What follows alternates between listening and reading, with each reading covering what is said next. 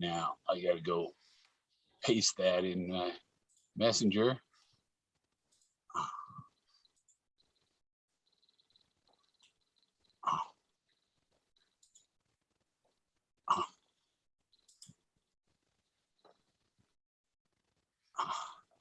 Now we go back to Zoom and we're rolling. We're rolling. We're rolling, rolling, rolling. Got it. We're live. I don't know if it's going to show us both. Maybe they updated it so it does do just two on here. What do you mean? It was kind of, they've got it slid over. I don't know if we're sharing, if we're both on the same time or what. We had Greg over there. He's in the Bahamas tonight. I'm in Mexico right now. I can't. Oh, Bahama, Mexico. Okay. I'm somewhere, you know. It should be live. I got to get it on my get the chat going up here on my computer. Yeah. Oh, come on. Where's that mute button? I can't turn the YouTube on without the mute on the computer, or you get some echoes going. Yeah, from what I told, I don't know if he wants me to talk about it. You don't want to talk about that NDA, do you? Let's go. Oh, we invited him. Come on, street. Get your booty on here. Yeah, it goes. So somebody had a good somebody had an interesting concept today that I got a text, and it said something about, like, you know, the upper management people, the people we don't see that are pulling the strings of all the puppets. And there's 24 lines in the poem, correct? Yeah. And they think 24 people are involved in it. That started this whole thing. That was just something thrown up. You know what I mean? I don't know how much is true on that yet. I have not investigated it into it. Hey Richard, how you doing? Hey. I have not looked into all that, so we'll see what happens on that perspective. But also look at what Shy Guy brought forward about what'd you think about the K-Pro video?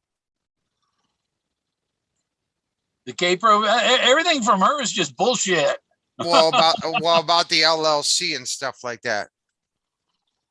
That's I think there's an LLC somewhere, but they have their own LLC going, right?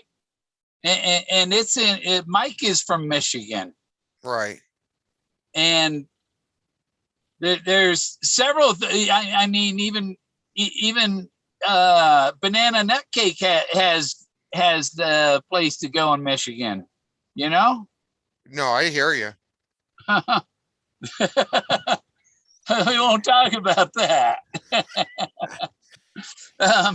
You're allowed to. I can talk about Banana Nut Cake all I want. I didn't say anybody's name. And if somebody wants to say, hey, I'm Banana Nut Cake, he's talking about me, so what?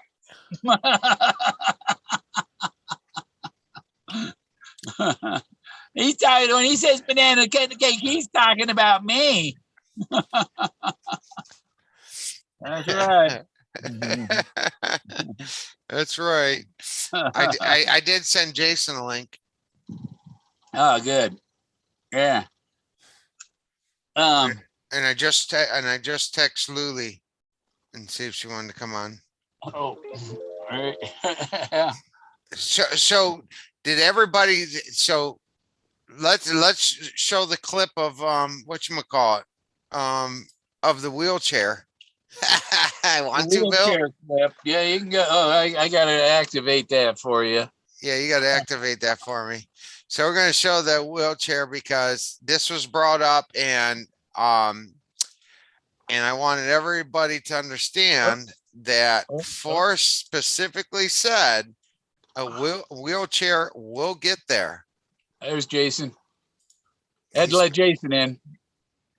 So get back here to the permissions.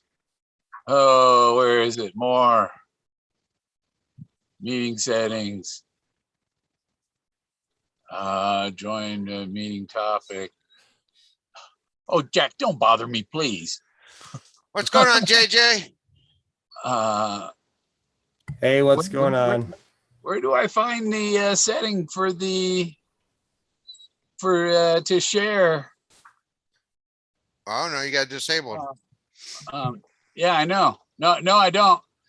It's maybe it's on that button. No, I'm trying to find where it is in the controls here.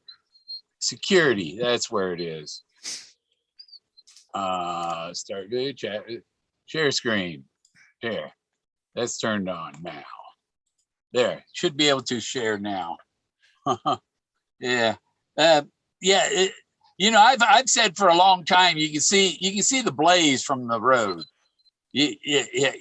So if finding the blaze is all you needed to get to the title, to earn the title, is to find the blaze, then yes, that can be. You can see the blaze sitting in your car. So we had to debunk everything, Jason, on the Madison River. Because remember, Forrest always said a wheelchair could be somebody. Remember when that old lady sent him an email in an interview, and he said that yes, a wheelchair could get there. I think Jason's in La La Land over there. He's either froze or in La La Land.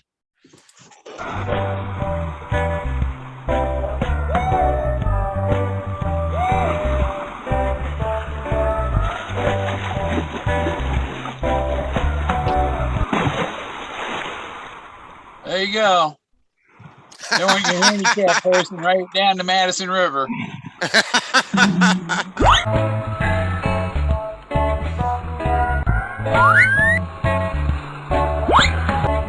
Bertie Blanco sell these rafts?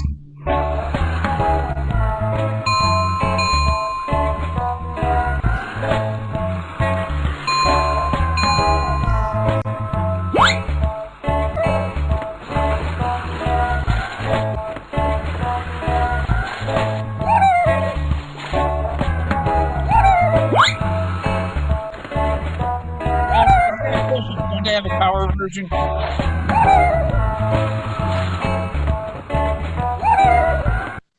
What'd you say, Bill? Don't they have a power version?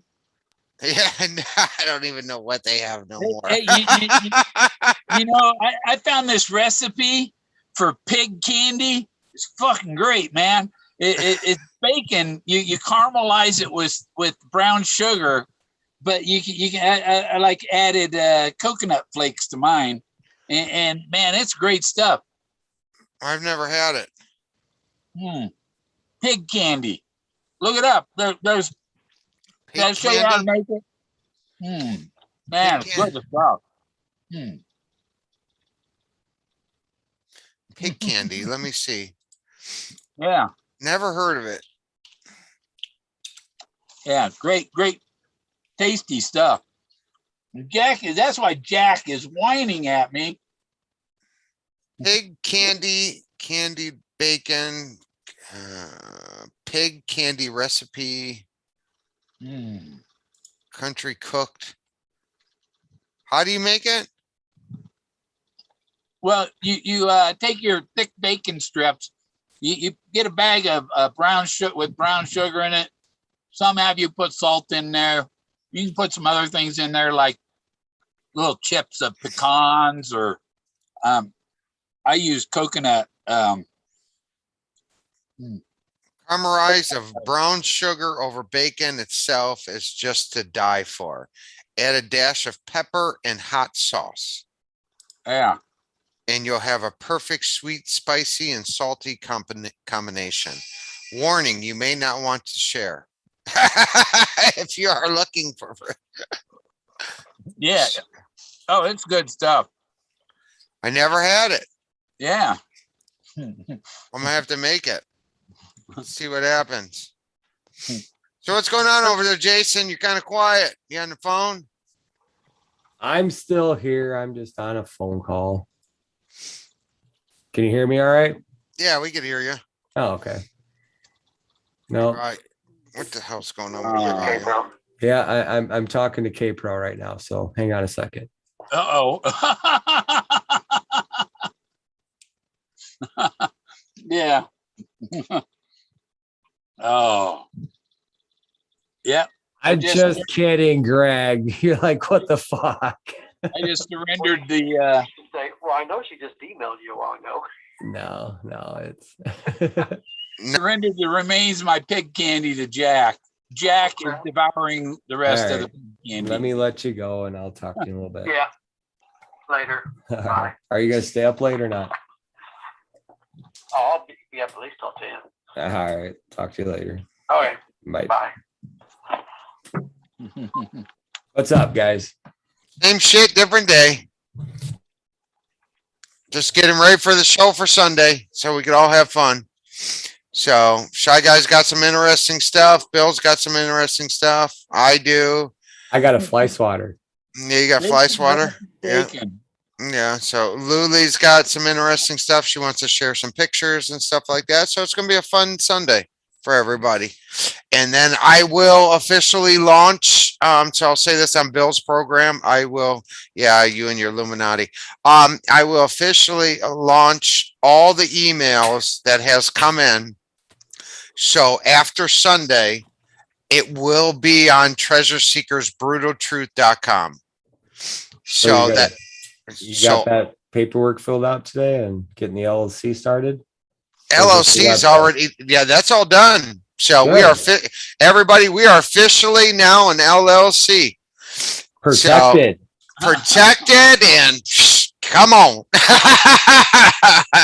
So we are officially protected now. Lawyers finished it all.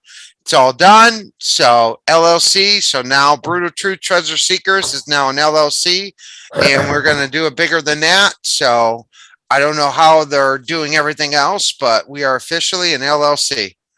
So, and that's all in description. Same as our terms and conditions that have been there for well over a year since we started.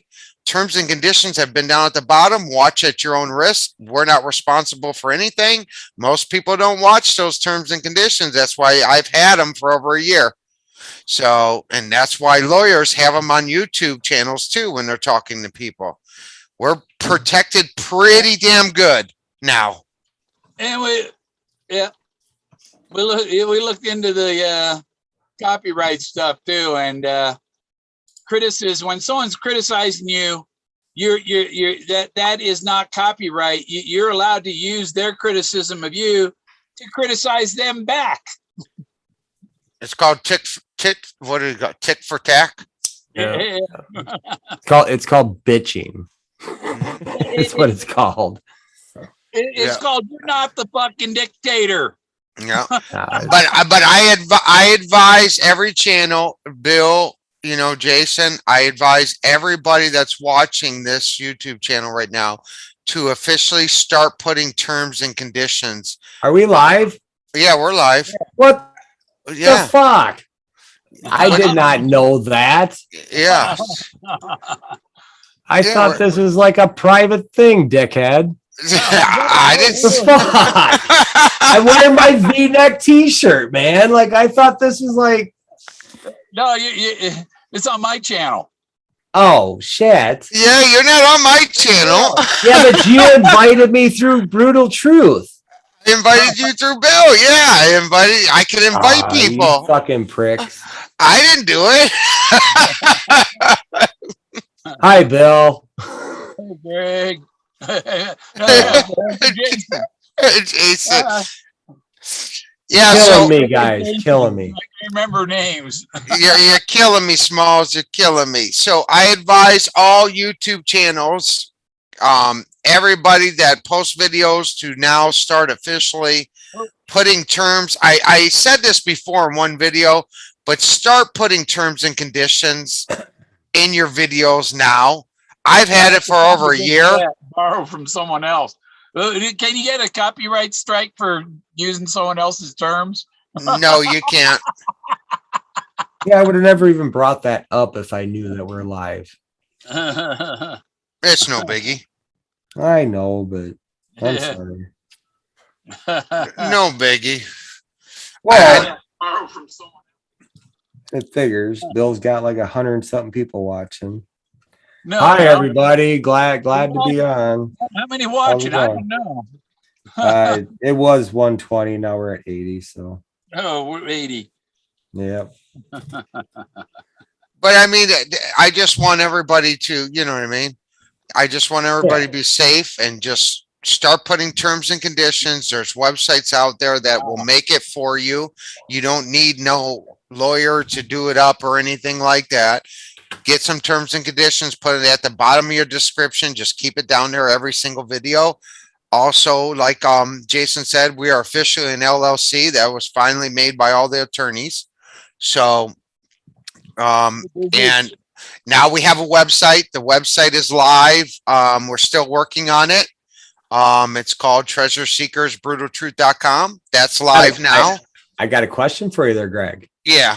With the LLC, let's say that Bill gets attacked by somebody and it's over a topic that was mentioned on the Brutal Truth. Will the LLC cover Bill, or is Bill left out on his own? That's a good question, but I think that, well, you know what? The terms and conditions protect Bill in the description. Yeah. I think Carl will step in at that point. But if you notice, my terms and conditions have been on there for over a year since I started a YouTube channel. So technically it's watch at your own risk.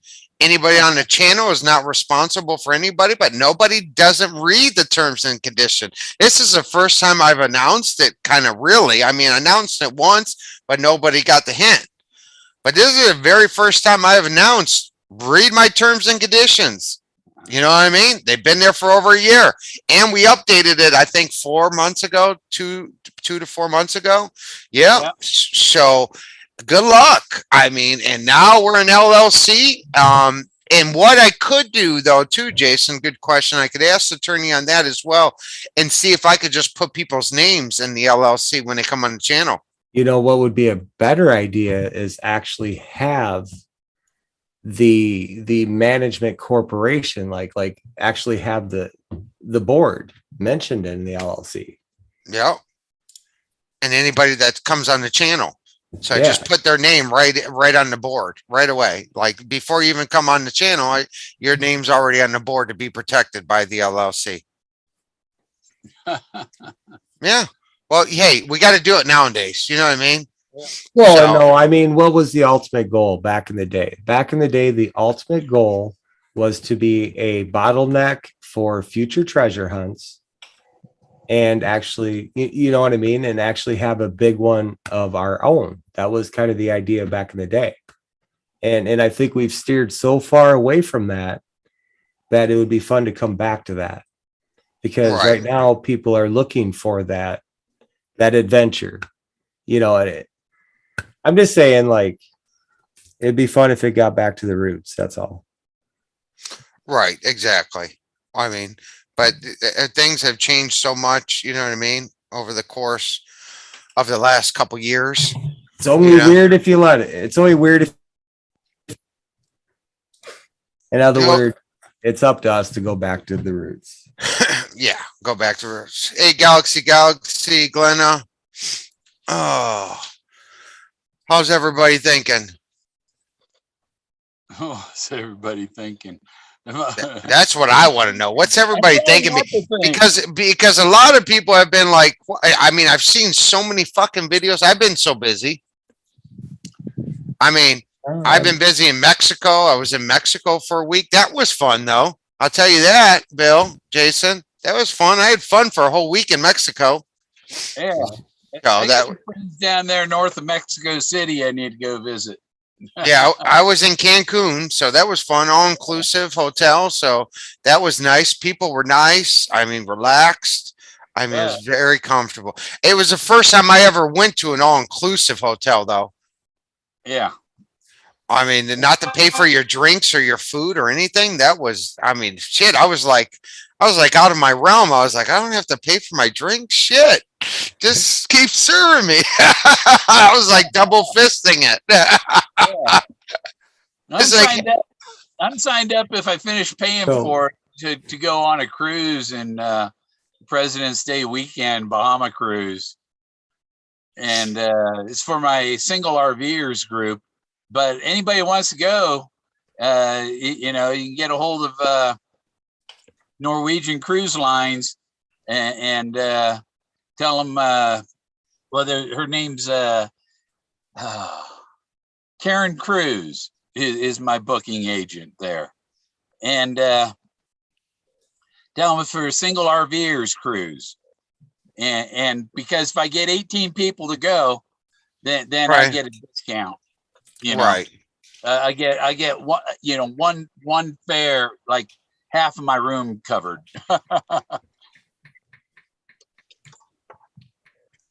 You better go. And You know what I mean? yeah, my the other half of my room still isn't covered.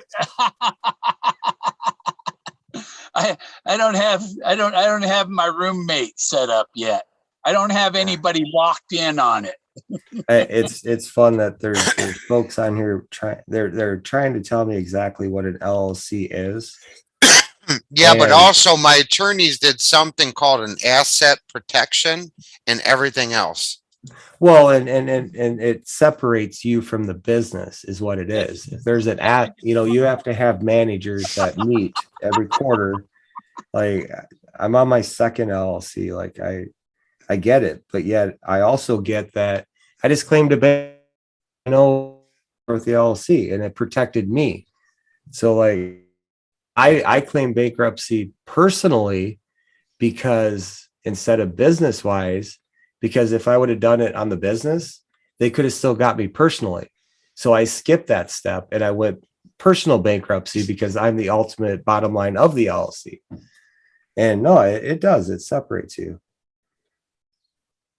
Sorry for Right. interrupting, but you got chitter chatter going on there, and it's like, no, I think we know exactly what an LLC Yeah, we is. know what it is. And the attorneys take care Yeah, of it. I could care, you know what I mean? The attorneys take care of it. They've already took care of it. The paperwork, there's more behind the LLC.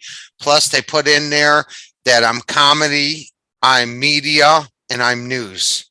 yeah. And a bunch of other stuff they put in the description because I'm allowed to walk up to somebody's house and knock on your door because of my channel and what I've created.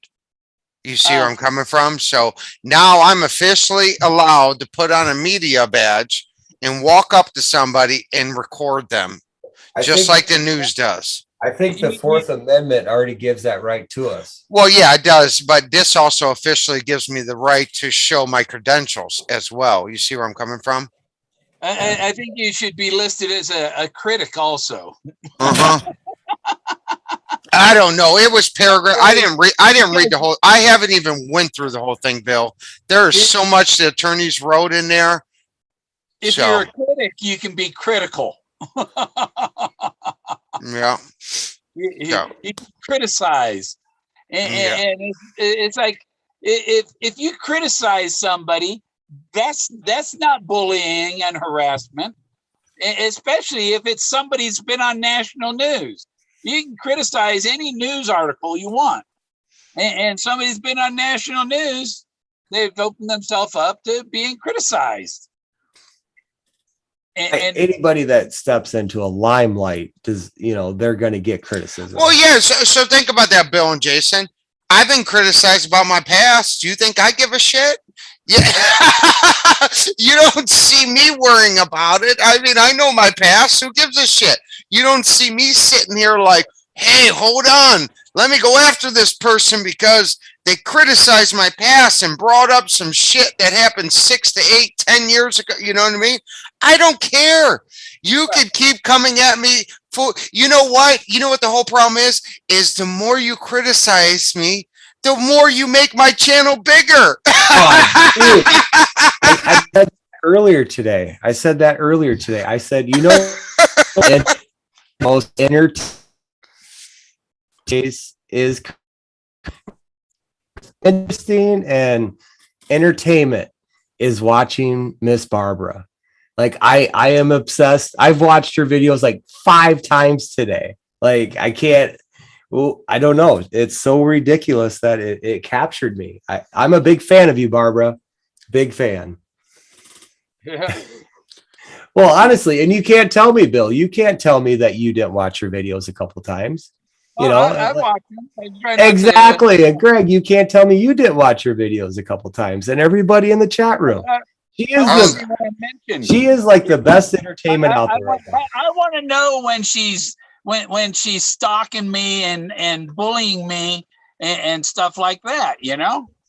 Well, yeah, obviously, but it's my opinion. You can't bully somebody for their opinion. No, I agree with that totally, Bill. I'm just saying, for entertainment wise, that's some fucking entertainment. Well, that's between you guys. You have fun with that one. Yeah.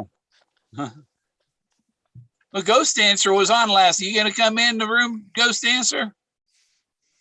You can join us. Galaxy, you can too. What do they mean? There are children watching. What? The children. Yeah. Oh, my high school. What was that? Okay. You ever listen to some high school kids talking? Oh man. They say fuck more than Banana Nick does. Yeah, I mean that's their way of feeling like an adult, is use adult words. And people, all you parents really want to know your kids. You know what I mean? You're not around. I mean, you do obviously, but it's like it wavers. It does. It wavers. Like I woke up this morning and my 14-year-old hopped in the car and I was taking her to school and she kind of hit her face with her hair. And I look over at her and I'm like, did you pierce your fucking nose? She's like, yeah, I told Mom. I was like, when? And she goes, last night. And I was like, Mom didn't tell me this. Like, but what can I do though? She went through that pain herself, and you know she was scared, so she's pushing it a little bit. She was so determined that she put that effort in, you know. And I couldn't yell at her for it because that's exactly what I'm trying to install in her. And it's like, please don't. I don't know. I told her some other stuff. But yeah, about what it is, what that means to pierce your nose. So like, was it a big piercing or what? No, she took her diamond stud and put through her nose, you know. Gotcha. And I said, well, it's a little bit red and don't fiddle with it during the day. Put the right stuff on it. And she positioned it okay.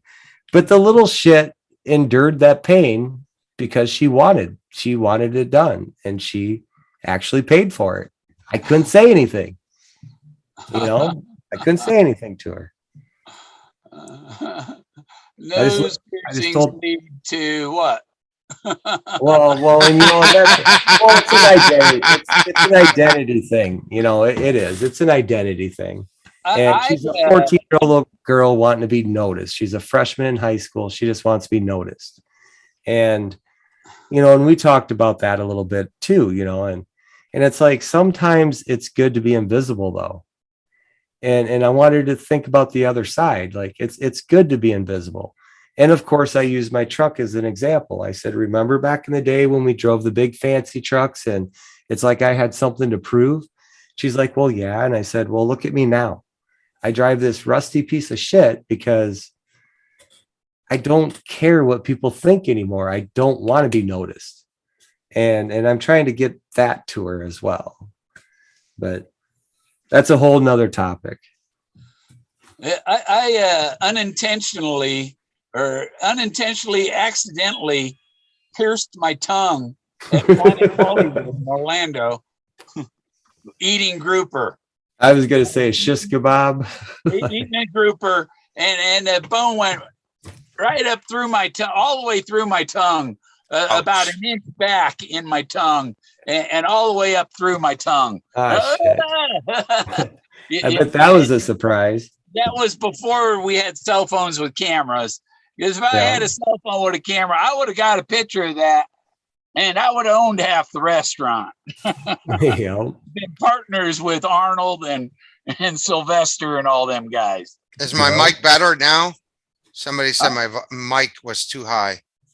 No, you sound good, Greg. Just don't You know yell. what I said, people? I watch some channels and it's so low you can't hear it. You can't turn it up enough to hear it. And that's because people complain you're too loud. But they're the same people that say you're too loud, they don't want to turn their volume down. Oh, I see what you're saying, Bill. They don't want. You can turn your volume down and lower the volume, but you can't. You can only turn it to full blast. And if I still can't hear you at full blast, I can't hear you. You know.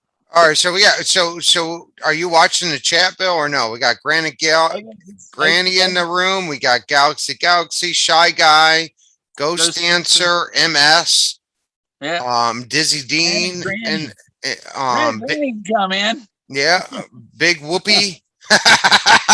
Richard's in there. I would like Big Whoopie to come on here sometime. Yeah. You put your mask on, Whoopie.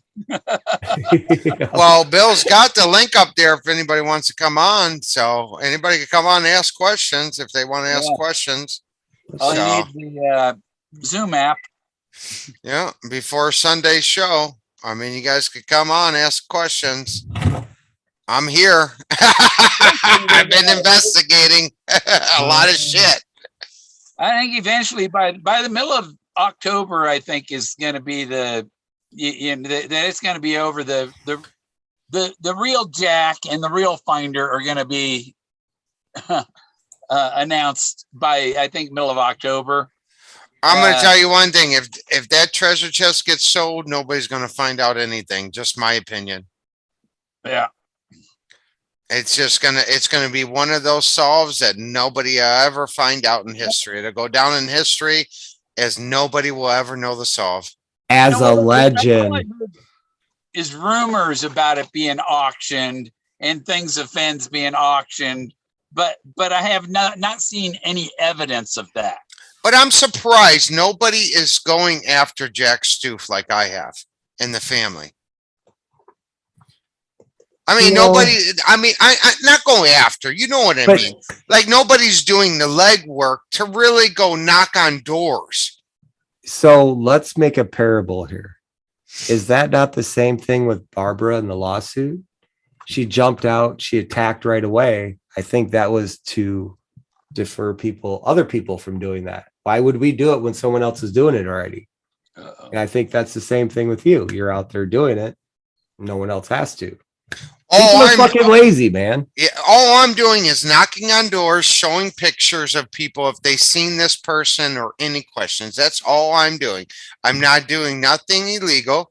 I'm just knocking on people's doors saying, hey, have you seen this person? And then I tell them, what I'm involved in and everything. And I got people watching now. Now I have people watching in certain areas to see if anybody sees Jack Stoof or sees, anybody, Summers. I mean, so to give you guys a hint, for Sunday night, somebody has confirmed that Summers, and it's not officially confirmed yet. I'm still waiting for the next text and email, both of them, to confirm it. But somebody said that Summers, Forrest Fenn, Jack Stoof, and Preston were all in one location last year. And that was in the video when I said, when I went up and did my research up in Michigan, that everybody wanted to stop me from doing my research. Well, you ain't going to stop me. I'm allowed to. I am legally allowed to do what I'm continuing to do. And now I officially have attorneys on my side protecting my ass. So anybody can do anything they want to do, and you can't do nothing about what I'm doing. So if you want to stop me, good luck, because now I had to get a team of lawyers to protect my ass because people are filing false claims. Yeah. And if that comes on them, they're in big, big trouble. I mean, when you're filing false claims in all different states, you're in a world of shit. Especially if you proclaim to be a lawyer. Well, no, I'm just saying, if you're filing false claims, technically that's harassing me.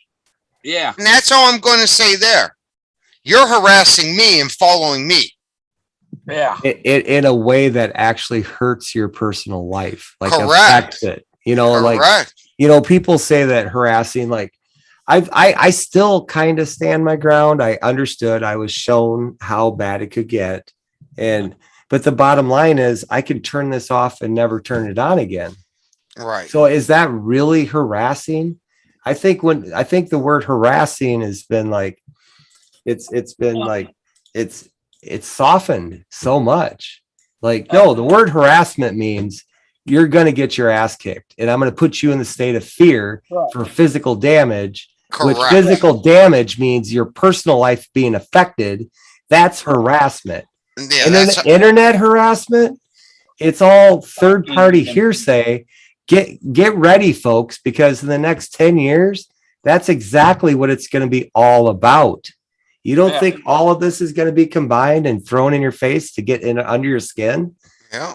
And so and good luck with the third party, like you said, Jason. Good luck by law. Yeah, you know, but yet the actual word harassment is like, it's going to affect your personal life. So, and stalking, you have to physically be in the person's neighborhood at least, you know, and show that you're a physical threat to them. Yeah, over the internet, you're not physical. This is virtual stuff. But there's Bill, nothing physical. Bill, like break my bones, but names will never hurt me. But 6 or 7 years ago, and this is how our government works. 6 or 7 years ago, there was a situation that influenced a party to pass a bill that ultimately affected that any text in any media could be used against you. And that gave, you know, like, remember when we used to have to fax everything? We used to have to fax it all the time. Well, now we don't have to fax. You can actually just do like a sign, you know, through the internet, through an email. Well, that law made that so you can do that, but at the same time, it could hurt you on text messaging. Like if you're just text messaging bullshit, that same law is effective and it can actually get you. So people have to be careful on what they text.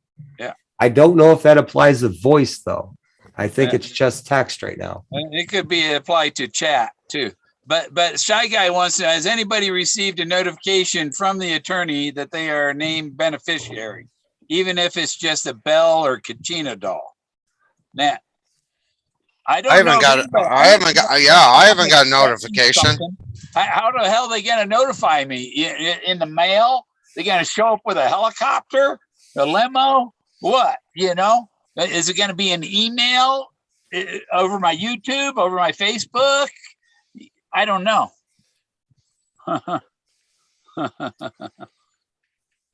So what else were you saying, Jason, when I walked away?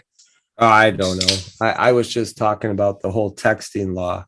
Yeah. You know, they passed it so you could do all of this remote working way back, which is convenient for us now.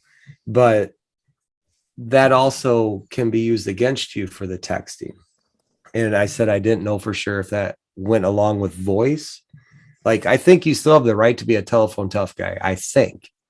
But I know that texting can actually get you in trouble. Yeah. Especially if it's a threat. Mm-hmm. If the threat only if it's a threat. You have to be threatening somebody or literally telling them to their face that you're going to, you know, see what I'm saying? Yeah, you have to be saying, say something like, and this is an example only. Hey, Freddie, I just put a fucking bomb under your car. Be careful when you go to the store. That's just, you know. Right. I don't know anybody named Freddie. Right, right. But also remember this too, Bill. Bill, I could also go to Jason and say, hey, Jason, I'm going to put a bomb under, Bill Gorman's car and blow him up.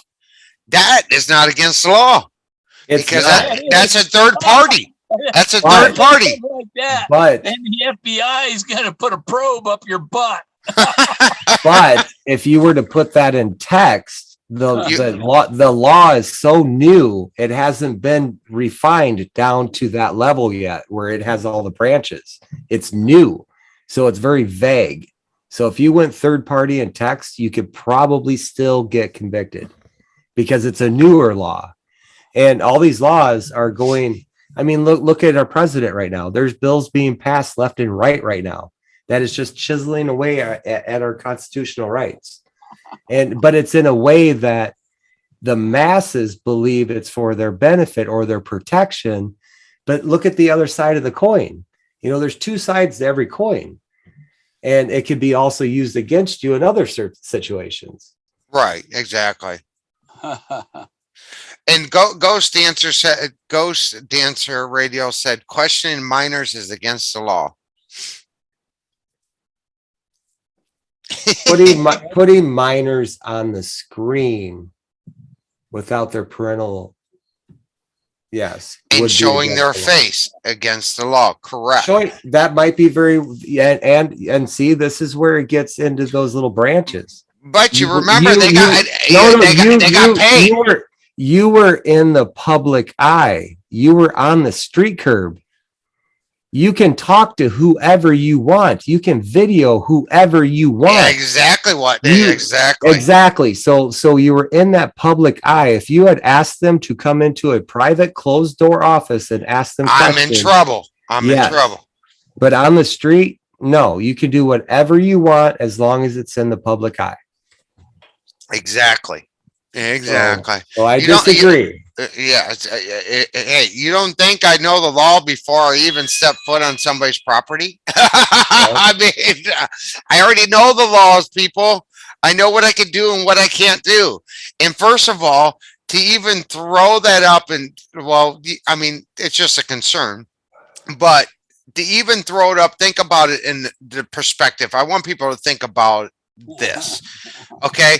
Ever since Treasure Seekers has started to do research and do boots on the ground to find out the truth, why most people, and I'm not saying this in a bad way against most people have their connections, but we're trying to find out the truth. We do it in a different way. Yes.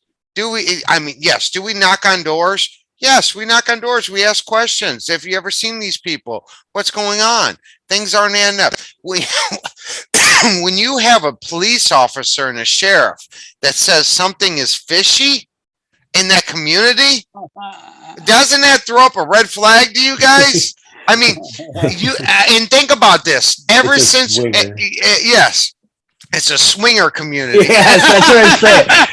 Like we've have those like the next town over, and the cops will say, "Yeah, there's something weird going on over there," and you start talking to the people, and yep, it's a swinger. It's a car key party, car key and fishbowl. I know, but by the end of the day, people could judge me, judge Jason, judge Bill, but by the end of the day, if we found out all members, because they're all included, we're a team.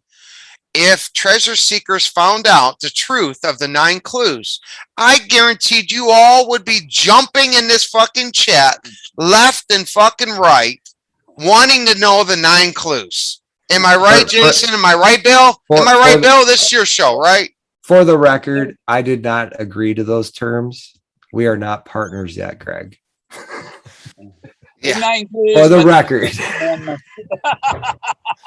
For the record. For the record only. As buddies, I got your back. I just don't like the deep digging in personal shit, but I like your back. I got your back. Yeah, but but you've ever noticed I've never dug in anybody's past. You've never crossed the boundaries. No. Legal boundaries. Yes, I've never crossed the legal boundaries. So that's a difference between state laws and the 10 Commandments.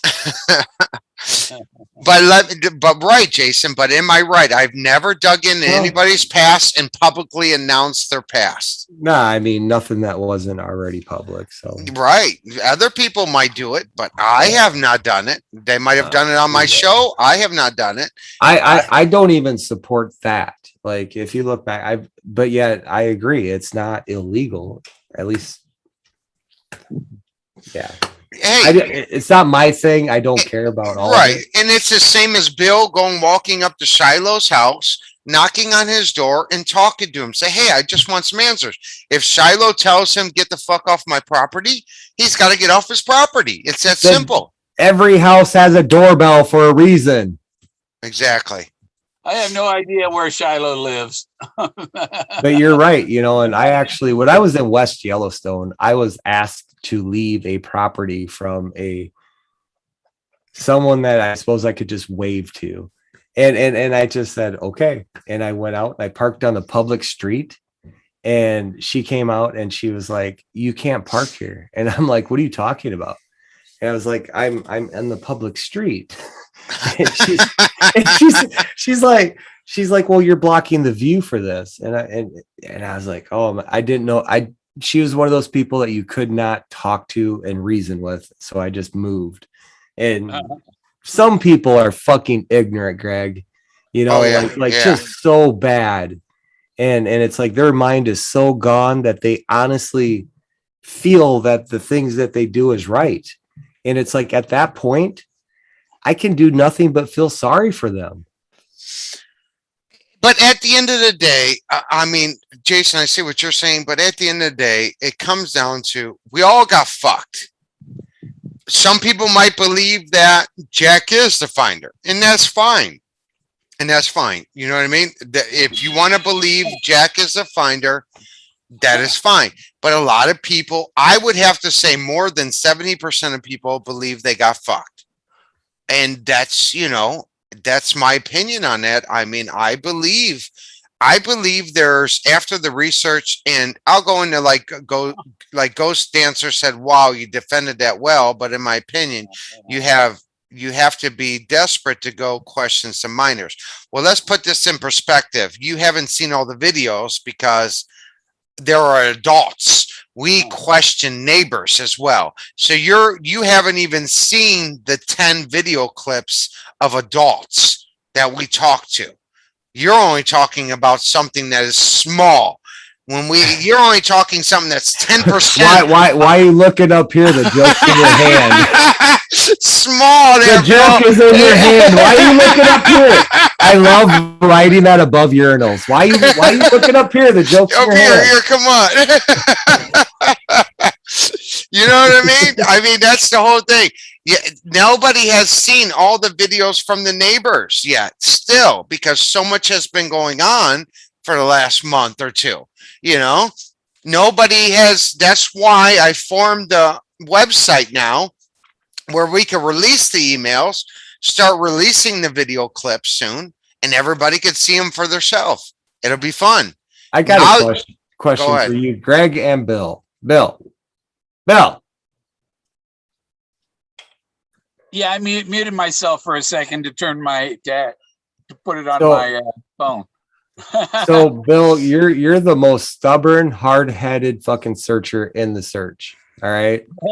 Well, you have been pushing your side for years. Now, in both of your, like, the Jack Stoof thing. All right. Every one of us, stubborn. When they first heard it, when they very first heard, they questioned themselves. They questioned him. Right. So I just think that if the other channels would have stuck to that narrative and just stuck their ground and held their ground, it would have been pushed through by now. But they didn't hold their ground and they were letting up. And now all the channels are saying he's a fake too. They're questioning him. They're bad mouthing him. And I'm like, if this was a narrative to push, all you had to do is hold your ground and it would have been done by now. Yeah. Like, why'd you move? Finder. But Bill, do you agree that if they would have held their ground and nobody started to convert, it would be in your head like maybe this Jack is maybe this Jack is like a thing. Uh, You know what I mean? Like maybe he did because everyone is so determined. But he put out there as he's a decoy or illegal. He's a but shield now, for the real finder. you know, like and we're all at that level. Like, you know, everyone says that we're a biker bar compared to the martini bar. Okay, those guys, when they come into the biker bar, they have one drink and leave, right? Because they feel themselves are unwelcome, and it's like, I don't even know where I go because I love that comparison because it's true. It is martini bar, wannabe martini bar versus biker bar. Like, Greg, you can handle yourself in a biker bar. I go to them all the time. I just walk right in. If I feel a vibe come my way, I'm going straight to that fucking jukebox and I'll change that shit now. I walk right in. I'll walk right into and then I'll walk up to the pool table and throw quarters under the rail. You know, I'm going to make myself comfortable there. But the martini folks, they can't do that. You know, I can go into a martini bar and I can fit in there too and just talk frivolous bullshit about. But they can't fit into a biker bar. Yes, exactly. That's a one-way street, you know, for them and two-way for the other. Correct. You see what I mean? And good point. Like, good point. I like that. Hey, Greg, that background that looks like David Brown's house.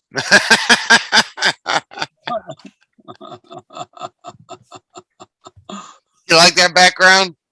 It looks like David Brown's house. It's a good background. I love that background. Yeah. When I get the treasure, I want a house like, well, yeah, eventually a house like that. It's raining. There's some nice stuff out there real estate wise. I like the wood and the stone, you know.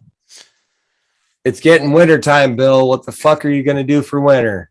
Oh, man, my doctor tried to make me a doctor appointment in November. It's like, I live in my RV. I want to go south for the winter, you know? Are you still planning on that? You got plans? Yeah, that's what I was waiting on. Aren't you going south? Well, I'm hoping to go south. I have a cruise scheduled for February in Florida.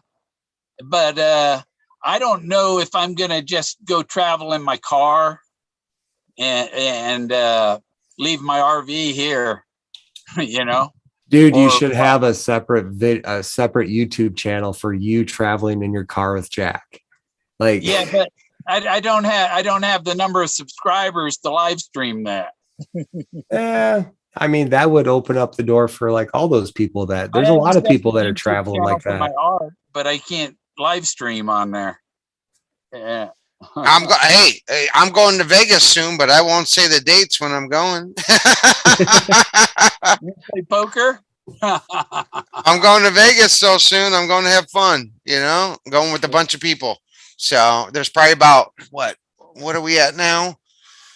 I think 14 people now. We're all going, and it's this month, so we'll be down there in Vegas. Okay, I got a special tune just for the chase. Okay. All righty, I'm waiting. Hit the road, Jack. Don't you come back no more. Hit the road, Jack, and don't you come back no more. So I've got a question for you guys, and this refers to West Yellowstone. So I went out there to visit, right? And I wanted to get a feel of what's going on. You know, like what is the vibe? I'm from a small town. What is this small town at the nation's biggest tourist attraction? What is this small town that's like right at the gateway? You know what I mean? I want to feel that, the locals in that area. And it's funny because all the locals call Forrest Fenn foreskin. Like they're foreskin. Not, foreskin. Foreskin, yes. But it's like, and you know, and I was with a few people out there and we did this little treasure hunt, you know, little thing that was kind of fun. And I was just thinking to myself the whole time, and I heard somebody last night in a chat call Forrest the dude. And I'm like, you dumb son of a bitch. Forrest wasn't the dude. A dude is a city slicker. Forrest was like, those were the fishies in his fishing holes, his fishing hole. The West Yellowstone is his fishing hole. Everything there is based on greed. Everything. All the way from the hotel prices to a fucking gallon of milk. Everything is. And to the locals and to the people that know that they're local. I went to a hotel. I paid $200 a night. I talked to the neighbor and hung out with him. He paid $60 a night. Why do you think that is? Because I was a tourist.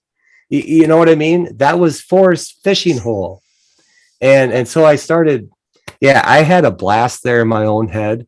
I played whatever when I was with everybody, but in my own head, I figured some shit out. And it's like, that town is I would never go there. I would never take my family there ever. Now they're asking if Forrest was circumcised. Greg, I know, right? But there's a lot of places outside of that town that's very cool. That's more friendly to tourists. You don't need to stay in town. But no, a Little Rock, a dude is what? A hair on a whale's ass? Is that not what the definition is? He's trying to tell me it's a cow hand. No, that's like, no, it's not a cow hand. It's a city slicker, a hair on a fucking ass. Okay. The fire hole, your fucking ass. Come on. Like, why would he refer to the fire hole and say, hey, the fire hole, and then talk about hot chili and how it burns at both ends? Come on. Yeah. Everybody keeps asking when I'm going to Vegas. I'm going to Vegas this month. I'm not going to say the dates I'm going because I do football. So I'm going to have some football shit going on. NFL, sports books, play some gambling. Got a bunch of people going. Going to sit by the pool, relax, all bunch of shit. So. Yeah, I don't. Fucking Vegas. I went out there. The best. I haven't been back since I think 2016. It was the last time I was there. I got 47 free nights, so that goes to show how much I've spent there over the years. I got 47 free nights. So yeah, no, and no, I mean for some, like the person I was with, he was all about it, and it's like. The one thing that I saw that I appreciated the most was I was going to the hotel early. I walked around the corner, and right there on the strip, there was a little old lady with this black dude. And she was, don't mean to sound religious here, but she was preaching the Lord of Jesus Christ right there with a megaphone at like 3:30 in the morning. And I was like, holy shit. I was impressed. Could you imagine how brave that is? Like, honestly. That's fucking brave. You're in Sin City trying to light a light.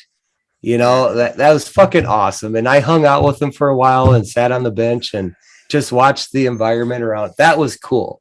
The rest of it is a cliche, it's junk. I like Old Town. Well, they call downtown. But I never got to see the shows. Like, I would love to go there to see the shows. Like, if you've been there a lot of times, the shows like Golden Nugget. Like, that was my very first casino I ever stayed at was Golden Nugget with my dad. He took me my very first time. I was 22 years old, and that was awesome. Like, I stayed sure. Did you get you a woman too? Yeah, everybody thought I looked like Vanilla Ice and shit when I was there. Like, it was some funny shit.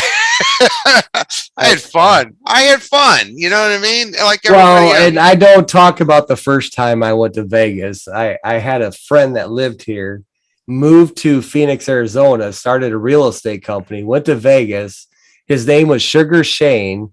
He was the talk of the town on the real estate side, and he came from a small town where I'm from. You know what I mean? So I stopped in to go to work with him. Dude, we went to the Hustler strip club. We sat there and we had cocaine delivered to us, snorting it off the breasts of these. And I was like, that was my first Vegas night. Partied all fucking night long, right? And I was like, wow, like that was too much for this small town. boy. Well, you know see what I'm saying? what I do. So this is going to be the first time for me back in Vegas since 2000. Like I said, I think it was 16. Last time I looked at my charts, how much I lost last time I was there. And I usually do the gambling here in Ohio. And what I do is I parlay the shit out of things, and I'll tell you exactly how I do it. And I've almost hit a 8 parlay teamer 5 times already. I've missed it by 1 many times, 5 times. I'll get the 4, the 5, the 6, and sometimes the 7 if I luck out. I've only hit the 7, I think, twice. But the 4, 5, 6 parlays, I always get.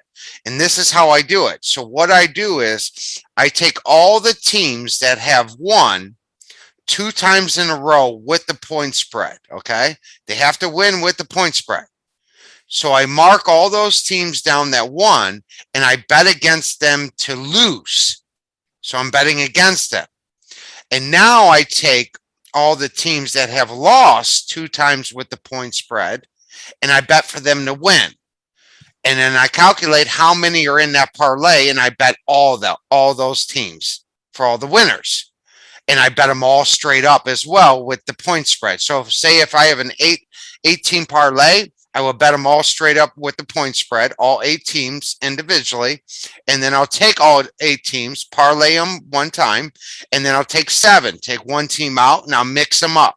Mix and match them all up, all 8 teams, up to about $2,500. That's way too much fucking work. No, it's well worth it. Trust me. Oh my God. Because think about it. Think about this. How many teams really go 4 weeks to the 5th week? Let's say that a 5th week, because you always do the 3rd week and the 4th week. You get in and you get out. Never bet past the 5th week unless you really have to. It's always the 3rd and the 4th week. And you bet that, because if you lose more on the 3rd week, then you bet all the teams that you lost on, and you parlay the shit out of them, and you double up on them. And because look at it in perspective is how many teams with a point spread, 5 to 8 teams, are going to win straight up 4 weeks in a row regular season on the point spread? Not many. Yeah. And that's what you're doing. And the same as the teams that have lost 2 times in a row. You're betting them to win with the point spread. You got to remember, you're working with the point spread. You're not working, you know what I mean? Everybody's bound to win sometime. I know, but a lot of them don't pass that, 4th, 5th week. You see what I'm trying to add my simpleton mind to your thought process here.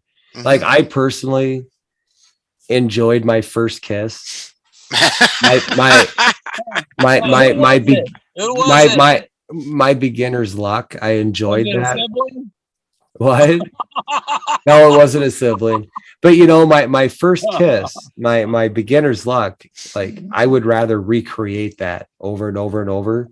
Like not like actual, but I'm saying with everything. The string said I'd rather lift the shovel. But no, and it's just like it's like poker. I jump in a poker game.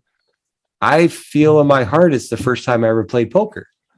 You know what I mean? I get that beat of the drum, and it's like I couldn't break it down. The devil's in the details, man. And so you know what? So what I'll do is I'll do live from Vegas, like my parlay, and I'll do it when I'm with everybody.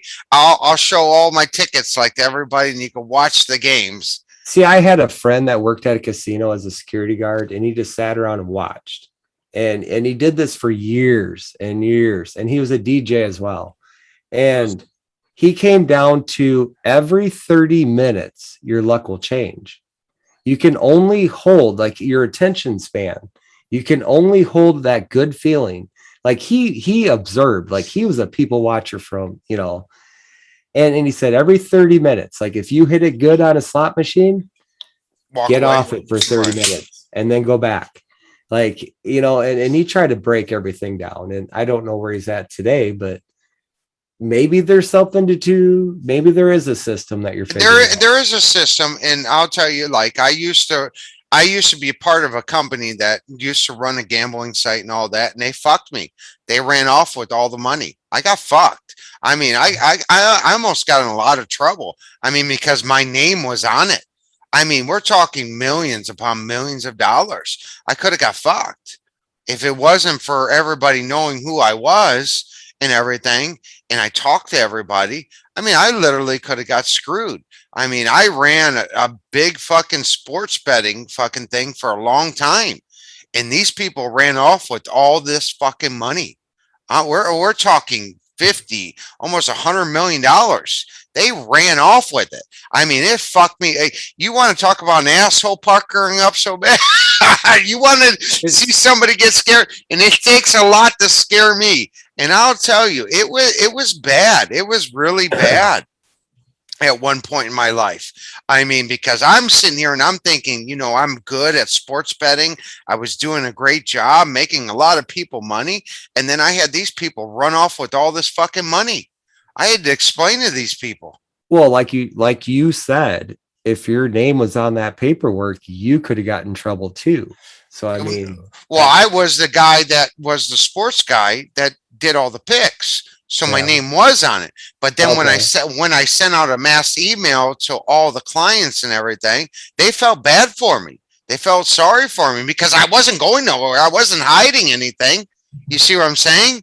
Yeah. I was like showing my bank statements, all kinds of shit to these people.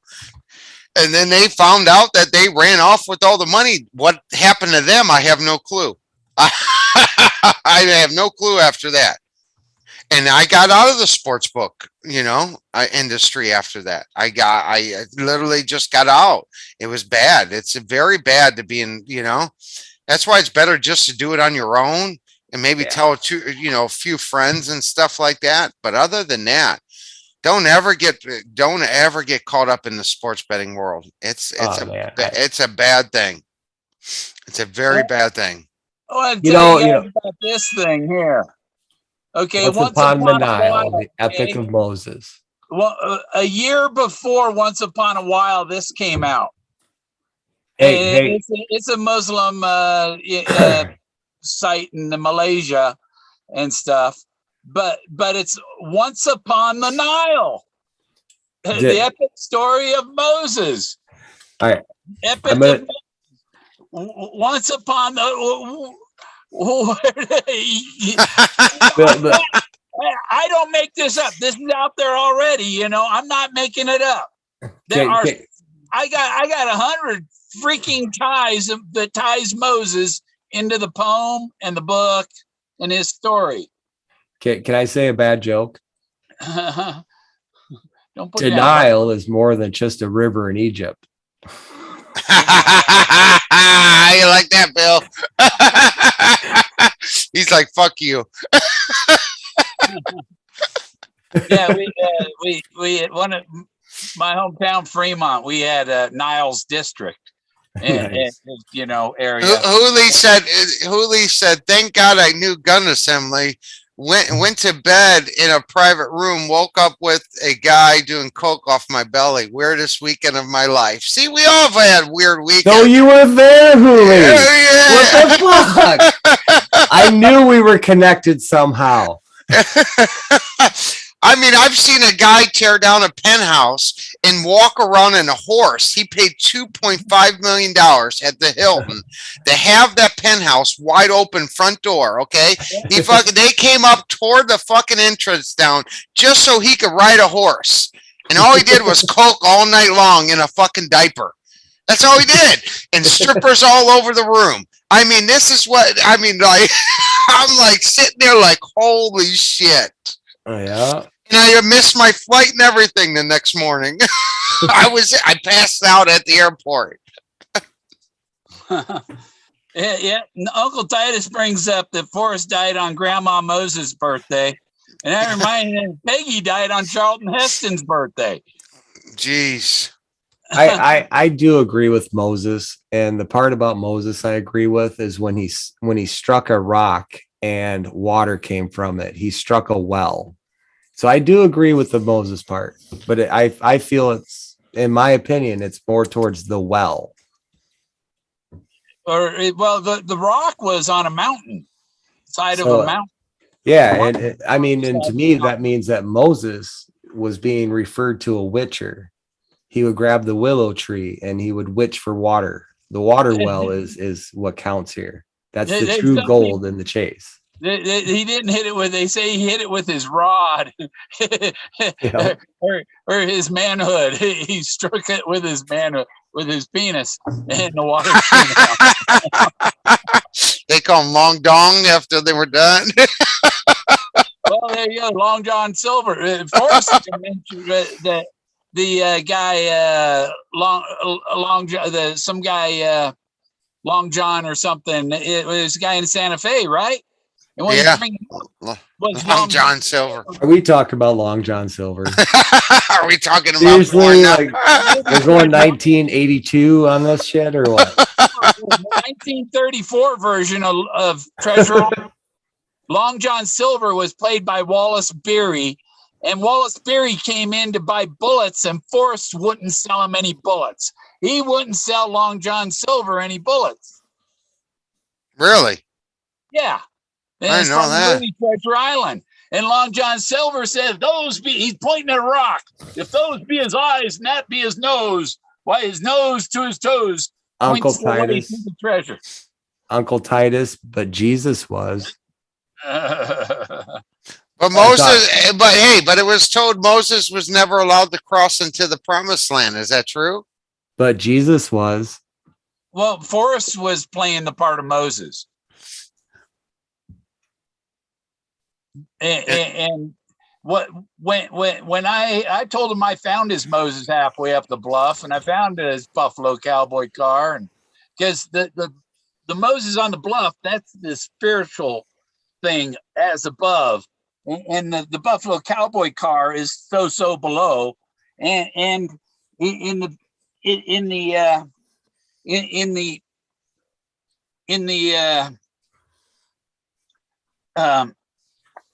dust jacket, it says, but it takes metal enough to strike the trail.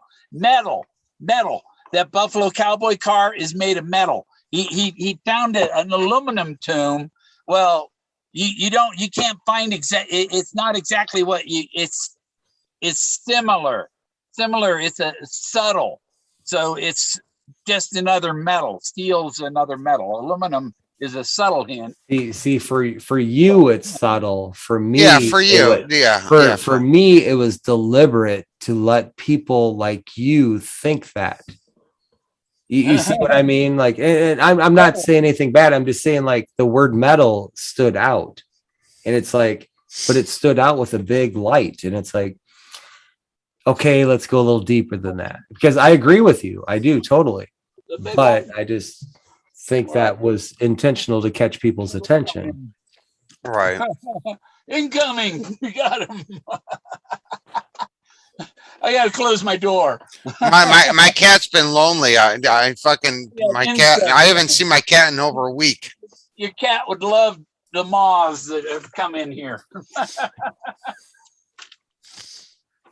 He's all pissed off. So, like, I got home today for the first time in over a week, and he just knocked everything off the fucking table. Like, everything. Like, I mean, literally. Like, really? You just laid on the table? You know better not to lay on the table in front of the couch, the coffee table. And literally, like, I was like, you kidding me? And he's looking at you like you're not allowed to leave me alone that long. Yeah, he doesn't. No, he doesn't like it being left alone. He's a good cat. I mean, this cat is awesome. I mean, I had a Maine Coon before this cat, and my Maine Coon died of cancer. He had cancer in the eye, so it was like a real bad thing to go through for like 2 years with that cat.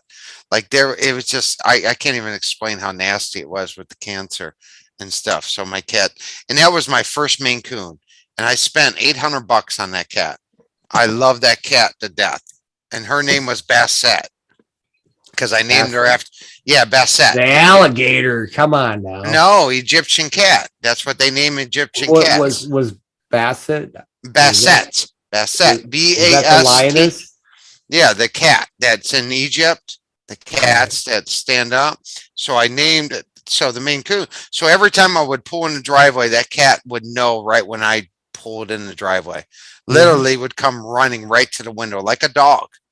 Oh yeah. So every time. We had a cat once in my past where she would literally, we could take the cap off a pin and throw it, and she would play catch with us. Like a dog. Like it's just, it's just fun. Yeah, my cat didn't like to play. All it did was stick up. It would stand on its hind legs and go in the air and just claw at the air, like at nothing. Just paw at the air at nothing. It was funny shit. That's my main coon. I love you this much. I'm reading Deuteronomy 32, 51, 52. And it says, this is both of you broke faith with me in the presence of the Israelites at the waters of Meribah, Kadesh, in the desert of Zin, because you did not uphold my holiness among the Israelites. Therefore, you will see the land only from a distance. You will not enter the land I am giving the people of Israel. That's pretty cool. It is. I gotta get off soon. I gotta go to court in the morning. Another court hearing. Speeding again, huh? Or somebody owes me a lot of money, so I gotta go to court in the morning. Yeah. So somebody owes me a lot of money. You know, some people might look up some of the background thing when you do look at the background checks online and stuff. Like I went and looked at mine, and there's so much shit on there. I have so many pages. I can't even keep up. I don't even know how many pages I have left. It's old and expired, you know. Like there's an IRS judgment or something. It's from 2003. It expired in 2013. It's no longer there. You know, that's one thing with the IRS. If you can hide the money for 10 years, the tax debt disappears. Yeah. No, get down. Come on. That's probably the moral of the whole story, Bill. Remember when Michael McGarity was it Douglas Preston and Michael McGarity, right? Is he the other author from New Mexico?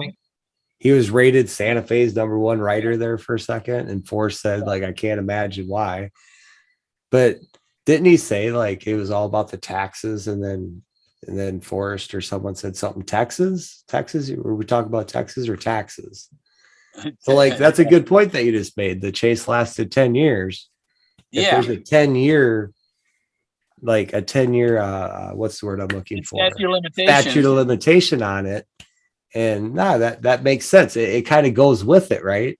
The whole theme of this hunt. Because you know, in my world, it's like the one that gets it. It was yours all along. It was always yours. It was your destiny. You know. Yeah. So you could claim that. Yeah, this has been mine all my life. I just had to find it. Bill, do you think that the chest that's sitting down in an office at the lawyer's office right now is what Forrest intended to be, like the end game? No, because you had to, if you've been wise and found the blaze, look quickly down, you look down, I give you title to the gold. All you had to do was find the blaze, not the treasure chest. Yeah. And not the only physical chest was that Buffalo Cowboys Model A cowl. And if he says, when you get there, you'll find out that you're right back where you started, right? You end up where you started. And what's the first thing in the book? A. Yeah. First thing in the book is A, the Model A. He prayed for D's, but if you're a D or an F searcher, you're not the winner. You had to get an A to win this. Yeah. The D wasn't going to do. Don't forget, I was tricked on coming on tonight, so I'm not going to support any narrative at Greg all. I'm just going to be myself. You impostered me. I was not ready to go live. I was actually, yeah. Yeah, I know. Those purple boxers were hilarious. I know, right? Exactly. And I got my girly V-neck on. Hey, girls, grass still growing. I on like the V-neck playground. shirts. Can't pick on me. This shirt, Maria gave me this shirt. Yeah, in some ways, and the old Hindu prophecy, I'm trying to save the elephant from getting eaten, but it's been difficult lately. Greg, do you know what I'm talking about?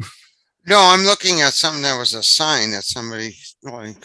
The sign says long hair. Oh, it's not going to show. It's not going to show on there. Not apply. I was trying to look at something. Oh. You're stuck here for like another half hour, Greg, so. It's okay. Hey, it's okay. I'm fine right now. So I'm good. Dave Bradshaw bringing up, no, if you're wise and in the wood, I give you time.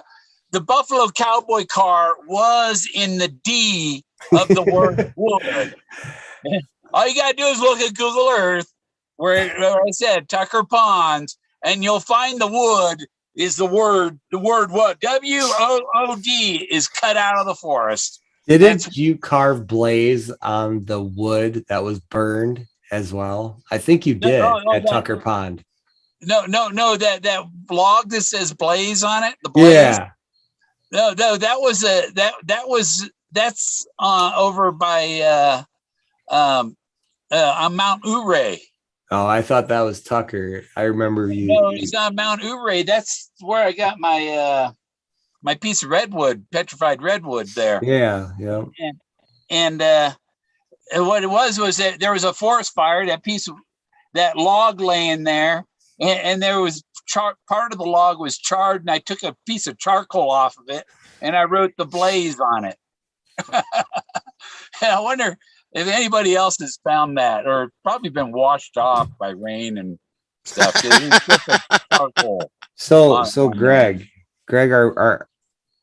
are you for sure going to make your way down south later on before snow flies? Yes, I am. Is that going to be a thing where that's guaranteed? If it's guaranteed, it would be fun, because I can't guarantee that right now. Well, you have to. Well, I want to. It's just I don't know if I can. I will definitely try. But it would be fun if it would be like a public announcement, just to see who showed up and actually have like one day of of everyone getting together, and then everybody can go on their own way. I got to wait for something else to pan out first. Okay. All right. You know what I'm saying, right? Yeah. That's why I'm being vague. I'm being vague because it's. Yeah. I think it would be fun to like meet. Well, everybody. We'll meet down south. You know what I mean? Everybody. Yeah. So it's going to be fun. We'll see Bill soon too. Yep. Davey B say, trying to tell, you can keep that car. And it's like, I don't need your permission, Davey, because Forrest already told me that he didn't say you can keep that. He said you can keep that great treasure.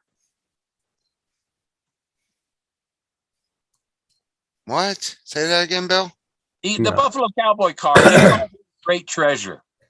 That Davey B is just antagonizing Bill because of the last time they were on live together. Right. So my next question is, like the video we just released on Treasure Seekers. Forrest Fenn said in an interview that a wheelchair could get to the chest. Would need a little help. He didn't say a lot of help. He said a little help. So what's your guys' theory on that? Jason? I mean, Bill, it's your show. Go ahead. My theory on what? That a wheelchair will get to your treasure chest. That you only have to be in your car. You don't even have to get out of the car. You don't even have to get out of the car and in your wheelchair. You can see the blaze from your freaking car. Right. So the car could pull up and bring a wheelchair out, is what you're saying. Yeah, but you don't need to. Well, no, I'm just trying to say on your location, if you pull, chest was the prize. right. But I'm saying if the chest was, you have your exact spot, you'll pull up in a car or a van that has, the lifts and everything to get a wheelchair out. So you can literally pull up with the van and get out with the wheelchair is what I'm asking. Correct? Yeah. There's a big area. There's semi-stop there. Gotcha. So it's not like too rocky. It's not a river to cross. That's what Greg's getting to. But they removed the outhouse in 2017. Okay, so then my opinion, Bill, how can a wheelchair get across the Medicine River? In a helicopter. But think about this. He said anybody in a truck, hillbilly truck from Texas, has a family. The wheelchair could be in the back of that truck for that family. Anybody that has a truck from Texas, put the wheelchair in the back of your truck. They all could get there. Yeah. Is what Forrest has said, correct? Yeah. So I agree with JK Pioneer. I personally don't remember hearing that. I remember a child can get there with some help, but I do remember something about if you were handicapped or disabled. Yes, because there was. But I don't remember exactly what. There was an interview where he said a handicapped woman emailed him and said, "Can she get there with a wheelchair?" And he said, "Yes, you will need a little help." He said little. He didn't say a lot. He said you'll need a little help, but you could get there with a wheelchair. So stop calling me. Yes. Yep. No, I get so it. You know how many solves that just throws out the window? And I knew about this all along for a long time. I remember the interview, and I was asking Bill about it because I was trying to find it again. I'll find it. I probably have it on my phone because I record all his interviews. So it's probably on one of my phones, one of two. So it's probably on the other phone, and I'm going to find it so I could try to get it for Sunday to show his interview that he says specifically. He got an email from a woman that says, "Can I get there in my wheelchair?" Yeah. And he said, "Yes, you could get there. You'll need a little help, but you could get there." No, and I kind of agree with that whole thing. I don't remember that statement, but I do agree with it. And I agree with Bill because he did say on Jennifer London interview that Terry Fenn had on air, one of the first videos. He said, you cannot get out of your car. You can't just get out of your car and walk to it. He said, it's something you can't just go do on spring break or on a weekend. So it's like, doesn't that right there so what does that throw? Yeah. So what does that? So that I've been, and that was one of the very first things I was introduced to in the chase. I'm like, okay. And that was my Bible. That video was my Bible. That's my go-to. Because that was early and it was from family and it was Fenn speaking. And it's like, okay, if you well, hold on, Jason. I hate to interrupt you. Yeah. Hey, nice dark Greg. How you doing? And I haven't even shown. Yeah. You know what? My solve is my solve. And you know what? I've listened to everybody's solve for over a year and a half almost. And now I officially came forward with my solve more and more. And I'm going to tell you right now, dark, nice Greg, you're supposedly a nice Greg. Okay. I'm going to tell you right now, Greg, I have an email from Elizabeth Bob's secretary stating that contracts were made and they will be shown this Sunday. Contracts were made with Elizabeth Bob's and Forrest Fenn, and I will have them soon. So dark, go tell everybody right now what's going to happen Sunday. Nice Greg, because you're about to get this shit blown up on Sunday. Nice, Greg. So good luck because the email's already been posted on YouTube. If you would have paid attention in the community section, because I've been talking to somebody from that location and there has contracts and NDAs signed from Elizabeth Bob to Forrest Fenn, and Forrest Forrest Fenn, and there's pictures of Elizabeth Bob's Forrest Fenn and all the women that created that garden. Because you all sat there and said, well, it's not man-made. It wasn't man-made, if we want to go on my solve. It was women. Women made the whole site. No men made the site. That was the catch. You have to watch the little into windows that fucking Forrest says. He said it's not a man-made structure because women made it. You have to listen to his words. And when he says gardener, he's talking about gardeners in the secret garden. You have to watch the little sprinkle, little fairy tales, whatever. And then I haven't even blown up what the professor is already he's still working on all the pictures from the book. So there's a lot going on that nobody has a clue about. So why are they trying? And that's why I said, I can't even get into it. There's so much. Think about it. Why are they trying to deter everything from when I started doing my research in June?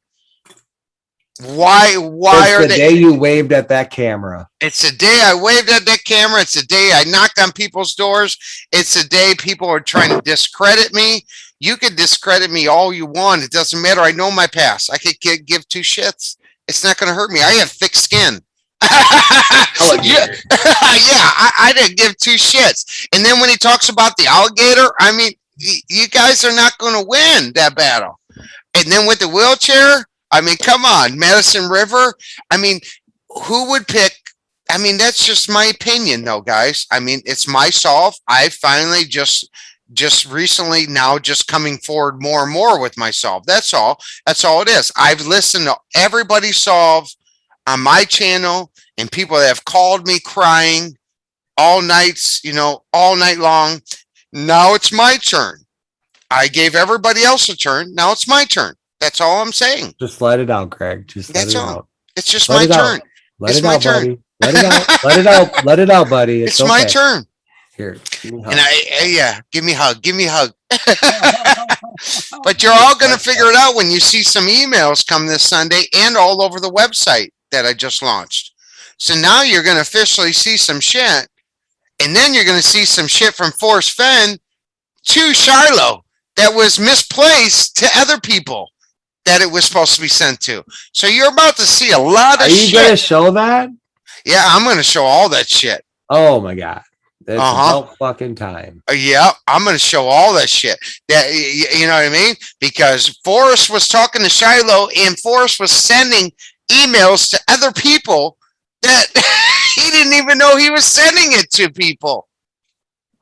So be prepared, guys. All next week after the show on Sunday, watch the website, because the website's going to have all the emails, and then you're going to see the facts. Shiloh and Zoe, I just hope they step up and they officially tell who the solver is. I could give two shits if I'm the solver or not. Jason's a solver. Bill's a solver. Everybody's a solver until somebody comes forward in the family and announces it. We all have our own solve. Nobody knows who's right and who's wrong. That's what it boils down to. Am I right, Jason?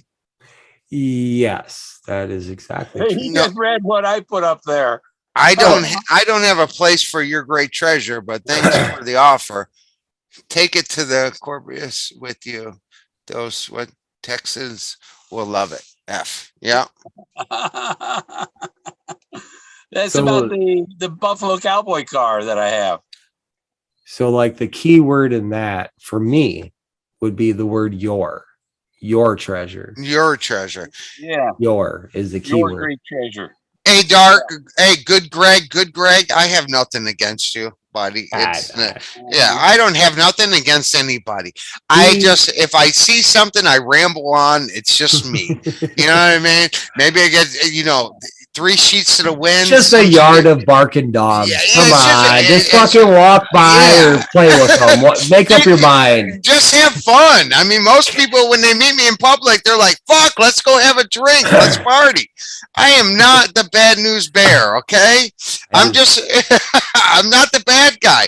I'm just the guy that if somebody opens their mouth, sticks their foot in their mouth, we call them out.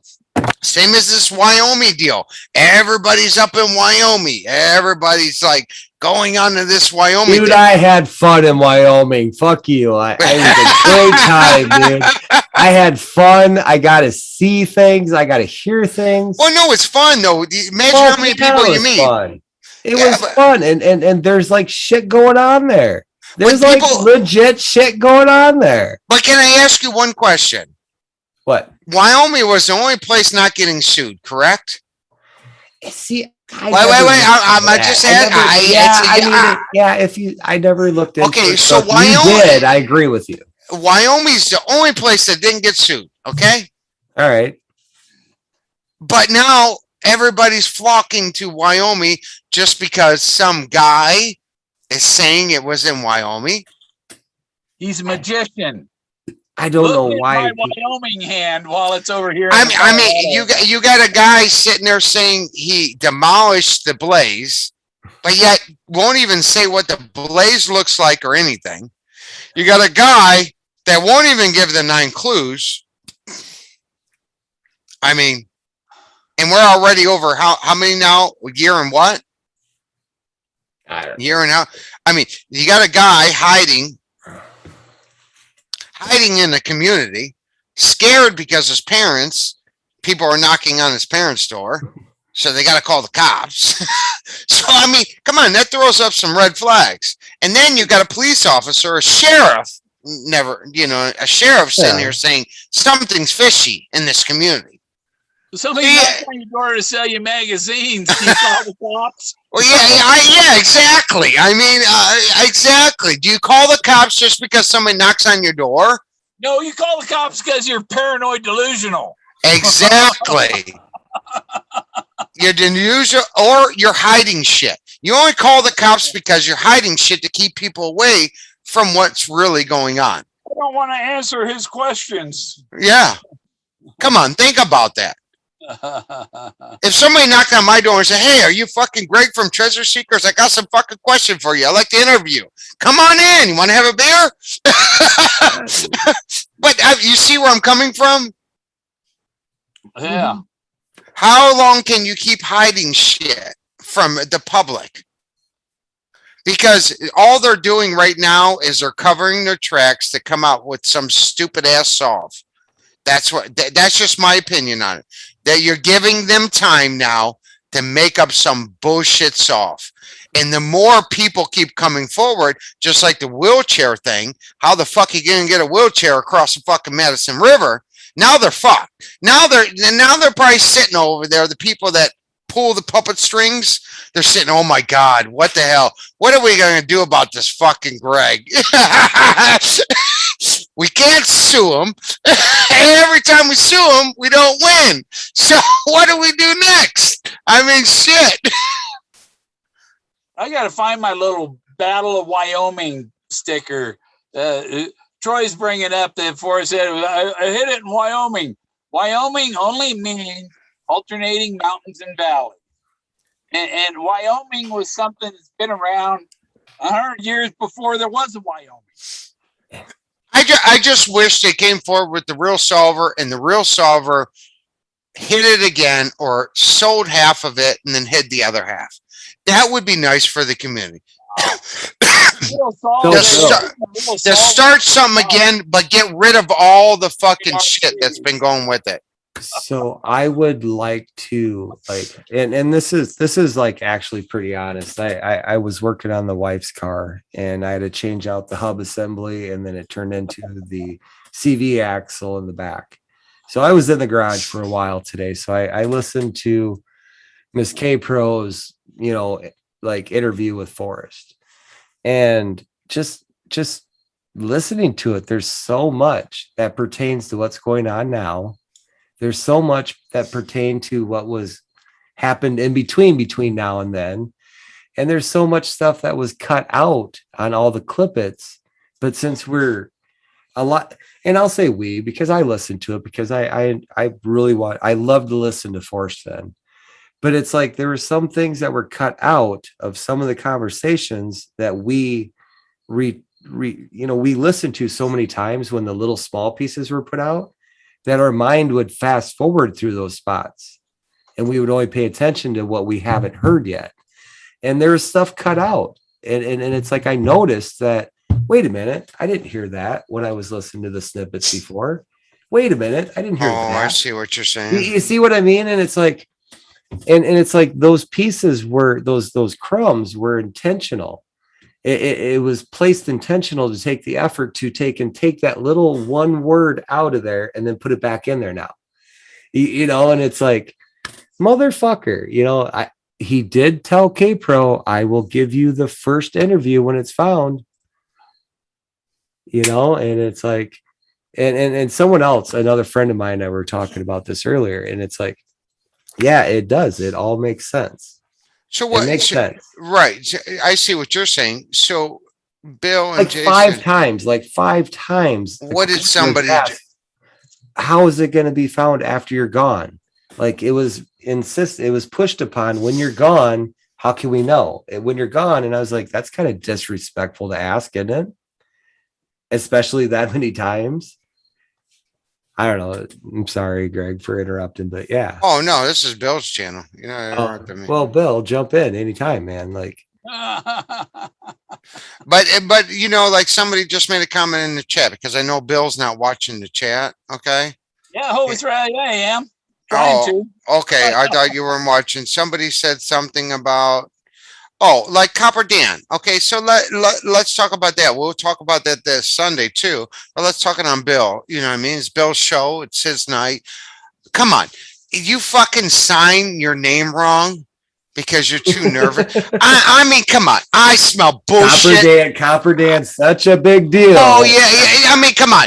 Yeah. You know what I mean? I've never heard so much bullshit in my whole fucking life.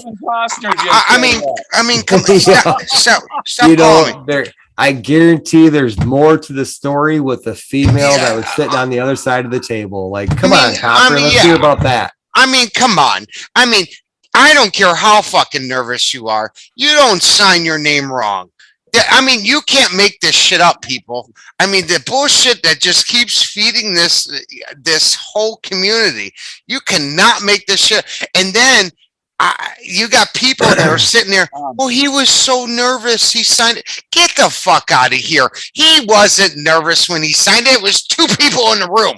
Come on. You know, and like that's pretty transparent. It really is. And we all know who Copper Dan is. We all know who everyone is. So it's kind of predictable in a way. My question is like, who was Copper's friend last night? Like he totally tried to control that whole thing. Like the whole game of like, he would suppress an individual and then he would release and then be really nice to make up for the suppression that he did. And it's like, you control freak motherfucker. Like, who are you? Well, then I see what you're saying. But then my next question, though, is to everybody in the chat and to the panel is, what did fucking Copper Dan give you guys any? What did he give anybody? Think about this. He did not. Did he ask him any questions? Did he get anything out of meeting Jack Stoof but a signature? Come on, people. Think about this. We've all been sitting here waiting for clues and the answers. Did he get a goddamn thing from Jack Stoof?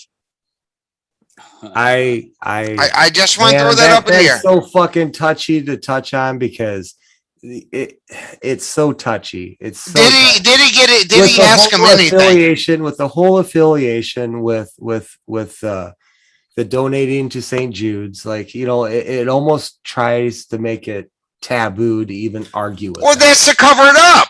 Well, I didn't get no questions. Hey, where were you at, Jack Stoof? Hey, yeah, but you know, but it's like, man, I just hope that wasn't to put someone on a pedestal and it wasn't an agenda for greed, you know, and I hope it was from the heart.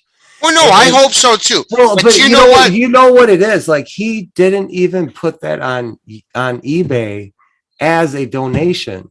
So, like, the contributor can't even use it as a tax write-off.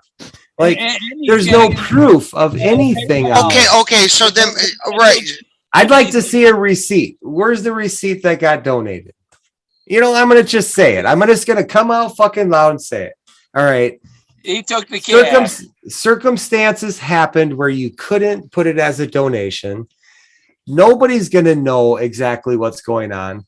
Just for my curiosity, because I've met some. Did I win the map? I've met some greedy fucking people in the world. Okay, I have. And it's like, I don't underestimate people anymore. I imagine they could be the fucking devil in front of me. I don't know. I'm just going by what's shown. So let's see the proof that more than 70%. Okay, so the donated. Proof, but then like I'm saying, he didn't ask him one fucking question. Because in my eyes, and this is what makes me so mad, Greg, this makes me so mad. How is it that I don't have the right to sit in my little fucking room in the garage, watch what is presented to me, and have an opinion on it? How is that not okay? And now you got Dark Greg with the charity. What's the charity have to do with anything?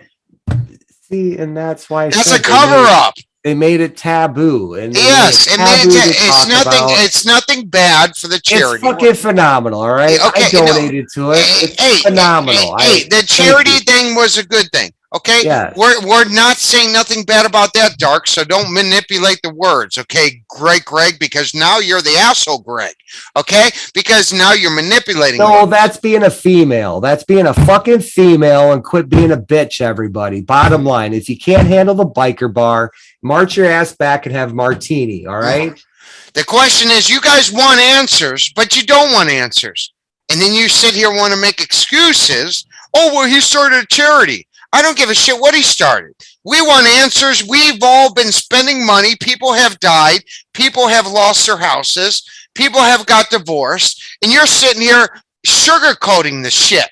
Stop sugarcoating shit. That's what we're about. Stop sugarcoating shit. Okay? Like, because the first thing is, he didn't ask the goddamn kid. He didn't ask him. No, Bill. And it was fucking wonderful. I mean, come on. I mean, Copper Dan didn't ask him one fucking question. And then on top of it, nobody even knew he went to go meet him. Did anybody know he was going to meet him? I mean, come on, people, read between the lines. Like Copper Dan thought he was so slick, and he was like throwing like his chummy Minnesota thing at K-Pro about the Jack thing. You know, there's so people can, maybe I'm from the Midwest. Maybe it's a Midwest thing. And maybe, Dan, maybe I shouldn't give up the secrets of the Midwest. I could show you a lot of rich people that do fucking fundraisers too and hide shit if you want me to point you in the right direction. And I've seen it many times. So if you want to go that route, everybody, we could go that route because I know what rich people do. Has anybody read the Confessions of a Bitter Man? I have not, Bill. See, it's Confessions of a Bitter Man, and I didn't mean to. A rope. Go down here. Look who is on this page. Nice. So yeah, there's more of it. There's more, but the flavor of it. Jack Stoof is bitter man, which is a terrible thing to be when you're 23ish. You've got decades ahead of you, kid. Don't waste them seething in resentment, especially when you could have nailed the damn thing. So yeah, Confessions of a Bitter Man. I have to read more of that. It's funny, like Jigsaw here. He's talking shit. Y'all ain't no bikers. Jigsaw, have you ever seen like a meth lab with the windows covered up, and you felt sorry for that little kid that was always pushed aside? That was me. That's how I grew up, Jigsaw. So I do know bikers. I know them too. My daycare was foosball and pool. All right. I mean, literally, like as a little one. Foosball and pool and Pac-Man. I played a lot of Pac-Man. I got something good. You guys ready for this? I got something good for you. All right. So here we go. So nobody's saying that Copper Dan didn't do a bad thing. Okay. He did a good thing for whatever he did that he wanted to do. Okay. Nobody's saying that because we know how everybody manipulates our words and says shit because we say certain things and everybody turns it on us. What we're saying, we take and moderate. If I was still a fucking moderator, Bill, I'd take that shit off there. Bill, you need to give us a moderator. Bill is so stuck that he lost it for no, don't worry about me. Take that shit off your chat room. Yeah. When I see moderators being unjust to people that are in the chat, people that are take that off your chat room, Bill. That's not good. Then I take away their rant. Yeah. So we're not. So we know how people manipulate the truth and what we say and how we say it, and they want to. Oh, Greg's bad because he's attacking Copper Dan because he did this whole like funding thing for kids and shit. No, we're not saying that. What we're saying is that he's hiding shit that, first of all, he never said that he was ever going to meet Jack Stoof. Second of all, we've all been sitting here waiting for answers, and he didn't give you guys not a goddamn answer at all. Not one answer, anybody. He didn't question him. He didn't do anything. And then think about it. When we started doing our investigation in June, why did all of a sudden Copper Dan get privileged to see Jack Stoof? So think about that one as well. And then he signs his name wrong. So I'm going to give somebody a fake autograph? Hey, Bill, what happens when you give somebody a fake autograph? I was busy hiding porn that. But then, Dark, you want to talk about some Dark because this was on it. But hey, Dark, good Dark. So I'm going to say something right now, which you need to choose your words wisely. When we started a GoFundMe for somebody that died, you know what happened? None of anybody in the community helped for that person dying. Capro, all them said he fucking deserved it. He was wrong. So let's boil it down. But it's okay for Copper Dan to start a thing. But when we started something that was even better than that, because somebody died and none of you helped, that wasn't okay. So I want you all to wake up. Because that charity is a scam. And you know what? It's we're jumping into like deep water. Like I agree with the charity so much. And like I said, I just pray that it was from the heart and not the pocketbook. Correct. Or covering something. That's all I'm saying. And, right. I'm saying as a viewer and a listener, my opinion has grown, evolved to, I listen to the words in between, and it's not sounding like that, and I'm sorry that other people can't hear those words. Right. But first of all, he shouldn't have came out with a charity, in my opinion. That's just how I feel, guys, everybody. He should never came out with a charity. Yes. Did he do a good thing? If you want to believe he did a good thing, but at the end of the day, solvers and people that were spent countless money, lost lives, got no answers from anything. It was just to deter you for 2 to 3 weeks to keep you on Copper Dan. Go ahead, Jason. Hey, Greg, it's funny because of all communities, of all markets to bring this stuff to, you brought it to people that like to figure shit out. That doesn't make sense. Obviously, there's going to be, if this is a congregation of people to figure things out, this is not where you want to try to do a marketing scheme. This is not where you want to try to, sell your art. Like, this is not where, like, people are going to find the silver lining in it. Do that somewhere else. Or and Greg, this is why I appreciate you and the brutal truth is that you gave people. Could you imagine if you weren't here, Greg? There would be so many sheep just running, just following the shepherd anywhere they want to go. you gave some of those sheep that questioned it an opportunity. Like, I don't, you know what I mean? I could go over here. Because you got to question everything. Exactly. And no one does. And we're the only channel that questions every channel. If you and we're the only channel. That's why they call us the misfits. Okay. The underdogs. We're the only people on this channel. If it wasn't for my team and all my members that support me and support what the cause is. Okay. Some people would prefer the truth. That's the bottom line. No, because I'll tell you right now, it wouldn't even matter if somebody got shot right in front of them and they say, "Oh yeah, Forrest Fenn pulled the trigger and shot this guy." They wouldn't fucking believe it. I mean, you can literally put the gun in his hand and they fucking wouldn't believe it. Yeah.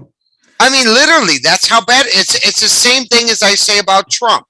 It doesn't matter what Trump does. His supporters, no matter how you look at it, okay, they're diehard fans. You have your diehard fans for certain channels, and no matter what you say or do, they will discredit you because they agree with that channel that they're with. I love you, Greg, because I don't agree with you ever. Yes, I mean, I don't get. But I'm still here, damn it! I'm still fucking here. Like. Bill don't agree with me sometimes. You know, he goes some things I do. I'm trying to talk about this. I'm trying to say, like, why is it everybody wants to silence the real finder? Yeah, exactly. We're going to talk over him. We're not going to allow him on the channel. We just run him out of town. And so nobody pays attention to him. We discredit him all we can and just make him we'll call him a pedophile and a stalker and what do you call a predator or whatever. We'll call him all these names and just try and discredit him all we can, and see if this guy stands up to us. That's why I put up with my sister as a kid, and she is a super control freak, and I do not get along well with control freaks. Yeah. Bill, but people sit here saying Copper Dan is cool. Yeah, he might be a cool guy. He might be a nice guy. But no, you know what I mean? He's a nice guy. You know, he could be a nice guy. But is he playing the game? I bet he got talked into playing the game. Exactly. I don't think that him as himself chose to go down this route. But to think about that, people in the chat and all over the world. Copper Dan could be a great guy. But the problem is, at the end of the day, start asking him questions. Why didn't you question Jack Stoof? Why did we have to hear about you for 3 weeks? After all this... Why hasn't Jack Stoof gone on a national TV program and talked about exactly, his Bill. Exactly. Why isn't this breaking news national? Good job, Bill. Good job, Bill. Yeah, exactly, Bill. You're correctly right. And then why is it that we went and knocked on Jack Stoof's door and Copper Dan comes forward with this bullshit with Jack Stoof? Think about this, people. Think about what we're doing over here that nobody knows what we're doing. And we're knocking on people's doors. And now we're rattling Jack Stoof's cage. I've just begun. Okay? I do things a little different than what other channels. I don't go off of somebody sending me a stupid email and saying, hey, you know what? I'm the source. I can tell you this and that. No, I need facts. I'm not just going to go off an email like all the other channels do and just publicly announce it. I just don't do shit like that. I'm going to go find out and research the shit. But the whole thing is, think about this. When we start knocking on Jack Stoof's house, why all of a sudden Copper Dan come forward? Now they're all sitting in Yellowstone. I don't think that's associated. Well, no. I mean, it's a coincidence. I mean, it's a coincidence. I honestly think that's what every individual kind of associates, like that associated to you. I don't think that's right. My viewer opinion. Okay. I believe it's going this route because Copper Dan's wife bitched about not making no money from his first hunt. That's Okay. what I think. That's what happened. That's where this is coming from. All right. And yes, and there was angles that were presented that is a good idea that could actually set him on a pedestal, make him a saint. But that's why I said, hey, let's see what the bottom bid was. Let's see what the donation was. That's my question. And I really pissed off his wife now that I said that.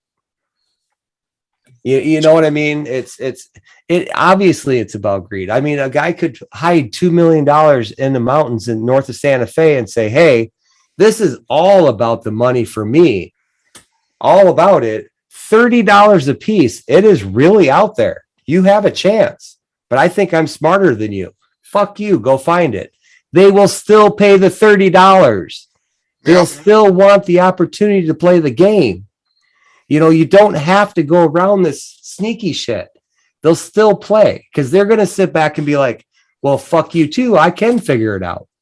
You know what I mean? It doesn't have to be. Right. Yeah, I was just looking at this story in the Colorado out there, Colorado. You talk about people getting killed in the treasure hunt. Here's family. They go to amusement park. And their 6-year-old girl, there's an accident with one of the rides or something, and a 6-year-old girl died from blunt trauma. Going to an amusement park. There are lots of things that can kill you. Forrest said he can come out one day and be run over by a train or whatever. He'd have to be on the railroad tracks. It's like the skankopotamus is making me work. The Frenchman, the Italian. You fucking skank. And the making me work. The Englishmen out, they're out hunting, right? And they come upon these tracks. And the Frenchman, the English, the Englishman says, I think they're bear tracks. And the Frenchman says, no, I think they're deer tracks. And the Italian says, no, I think they're, and then a train hit them. Bill. Oh, shit. Yeah. I Googled it and I see where you're trying to go, but look at this, Jason. We got people that believe Forrest is still alive. We got people that believe that, there's something coming. There's so many theories out there right now. I mean, come on. The only way we're ever going to know anything, in my opinion, this is my opinion, is Preston has to fucking come forward. Jack Stoof has to come forward. And so does Zoe and fucking Shiloh. All 4 of them. Yeah, I heard Preston canceled his railroad party. I guess that's because the New Mexico State laws on masks and all that stuff. We all know you're going. Yeah, we all know Preston's hiding shit. We already know that. We've already proved that. Yeah, Preston's hiding shit. So that goes in turn that Jack Stoof is hiding shit. Forrest introduced me to Doug, and he told Doug, "This is Bill Garvin." I said, "Hi, Doug." Shook hands, and then Doug turned around and walked away. Said, I don't want to give him any hints or anything. I'm going to turn my back on him and walk away. And it's like, okay, I get it, Doug.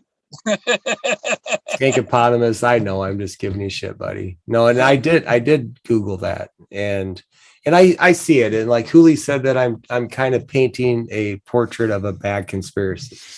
And it's like, it's not a conspiracy if I like everybody. You know what I mean? Like, I honestly like Copper Dan. I honestly like K-Pro. I honestly like Greg. Okay. That's why, and Bill, I'm on the fence. Now we know old Shiloh is K-Pro. Yeah.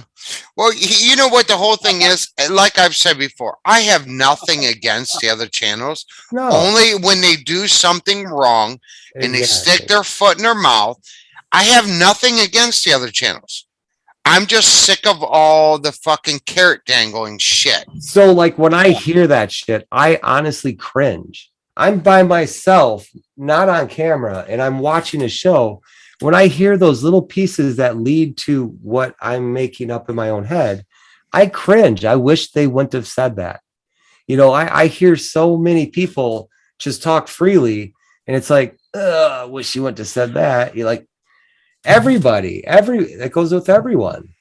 So I'm not really trying to paint a bad conspiracy. I'm trying to give you a balanced fucking observation is what I'm giving you from a balanced person that can hear. I have eyes I can see. I have ears I can hear. I'm not trying to make shit up or push a narrative.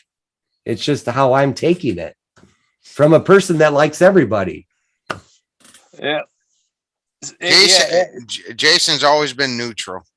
Old Shiloh's trying to say that Cynthia's the finder, and that is like no way at all. I agree, Hooli. I hear you there. I do. Cynthia didn't find shit. She was anybody that was that close to Forrest in his house and stuff. He knew not to give him any vital information, and he knew that when you can't give them that, you have to give them a bullshit thing. You send them off in the wrong direction. The bank robber runs by me and goes over there, right? Someone comes to me. Which way did he go? Oh, he went that way. You send them in the wrong direction.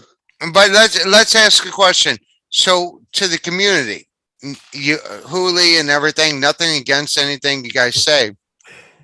If Copper Dan has balls, and I'm not saying that in a mean way, why hasn't he come on my show to be questioned? Yeah, Dan Barbarossi come on my show, and I tricked his ass.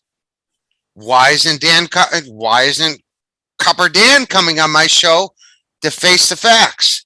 Because we're the oddballs. You have all your little martini people channels, and then you have the brutal truth. Wannabe martini. Yeah, wannabe martini. They're still standing in line. But why? You think about this, everybody. Why doesn't he have? And I'm not saying that. Copper Dan, if you want to come on the show, answer my questions.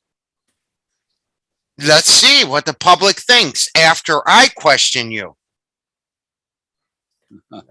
Because he didn't come to me and say, hey, I'd like to go on your show. No, all he did was, hey, let me go on Amy Seek's show, and let me go on fucking K-Pro show. And let me go where it's safe. Let me go where it's all scripted. Let me do all this scripting. Let's do all this scripting. Come on, people. We're not stupid. We weren't fucking born yesterday. It's just fun. I don't know. I agree. If you have nothing to hide, you will come on Brutal Truth. That's going to be the new thing. If you have nothing to hide, you will be questioned on Brutal Truth. If you have something to hide, you're going to go to all the other channels and hide it from me. I promise to be an advocate. I've got their back. You got to be an advocate. Yeah, no, I will. I'll support anyone. Right. You gotta have. I won't let you tear him up. Like, I felt bad when you were busting out Ben right away that night he came on. I felt bad about that shit. Oh, I busted his ass. Good. I know you did, and you took advantage of the fact that he was drinking. He was very narrow-minded. Yes, I did. And I seen your fucking game come from a mile away, and I was like, "Fuck, Greg, it's not fair." Like, he's narrow-minded. He's gonna fall back on things that you can't argue about, like my, And it's like, oh my God, Greg, fuck you. Well, he opened the door. I just walked in. I just walked in the door. I know, but it would have been fun listening to him and that Ammons guy. I have nothing against Ben and Barbie. Okay. Not exactly. That's what I'm saying. Like, nothing. Like I said, I have nothing. No, I don't have nothing against any channel. It's just that if you say something, I don't like it, or anybody on my channel don't like it, or I get an email that has a confrontation or a question for other channels, because I already know the questions. I already have all the questions in my emails from people who say, hey, attack Bill on this, or attack Jason on this, or attack, you know what I mean, Ben on this. I have questions that come in emails every day. question them on this. You know what I mean? And I question to see what, and that's coming from fans. What was the first thing that I said to you when I personally saw the video of the feet of the girls you were talking to? The very first thing I said to you, like I said, what you said, they're probably your old lady's kids. Yeah, you they said were like something, 14 and 16. Yeah, you said something. And then I called you out on that, and I was like, and I'm not saying that I was right, but I'm saying that I'm not only attacking that's how that side of the fence. I question you too. Right. And people need to understand that Jason, old Shiloh in chat, accusing me of being banned from AGK for stalking. That is a big fat fucking lie. You see how they manipulate words, Bill? You see how they do it? Yeah. You people are, you gotta get blocked, old Shiloh. I'm tired of you. You're not Shiloh. You're an imposter. Come back with your real name. But you see how they manipulate words and manipulate people's minds in the chat, how they say certain words to catch people's attention so they can run to the other side. They don't listen to what people are really saying. Yeah. They don't listen to the words. It's a bunch of followers that didn't find the chest. They got the D, the ones that got the D's and F's. Yeah, basically. And to get back on that, Jason. Yeah. So let's make it clear, everybody. Jason always questions me on everything. And then I had to show him the whole fucking video just so he would say, okay, now I believe you. You see what I'm saying? So Jason does question me all the time. He's not one-sided. He's never been one-sided. He's always played like the devil's advocate. He's always been neutral. He'll question things. You know what I mean? He's always been that way. You had to get an A or a D or an F wasn't going to do you. and all these people, my haters, all got a D or an F. My haters got an F. My disbelievers, a D. But think about that, everybody. Come on, things that are happening. I mean, we got people, like I said, Jason, Bill. We got people believing that Forrest is still alive. Now we're finding out that documents are being fraud. Maybe, I don't know yet. That documents have been fraudulently made to make this chase grow. And it's going to be interesting if all these documents come out and they were fraud. I mean, it's going to be a sad thing in hell. But isn't it so intriguing, the fact that there could be like persona for hire? I love that theory, that there's actually an entity out there, and there's a company out there that provides personas for hire. Right. But I don't think at the end of the day, even if Zoe and Shiloh came forward and said, here's the real solver, it's your problem now, I don't think it would make a fucking difference. I think it would be the same thing what's going on right now. Well, they'll just move to the bells, or they'll do the next thing. They're going to work their way all the way. So the spectrum is large, Greg. Forrest is like a genius at the fact that he said he was a genius. All I have is my name. That's what he said. All I have is my name. So what does that mean to me? That means I could sell you a fucking toenail because of my name. You know what I mean? All the way from a treasure chest to a toothbrush holder. That's how wide the spectrum is, that everybody, they've already given up the chest. Now they're going for bells. Then they're going to go for jars. It's going to work their way all the way down to the toothbrush holder. Well, no, I got Forrest Fenn's t-shirts and pants. If you guys want to buy them, I'm going to auction them off at eBay.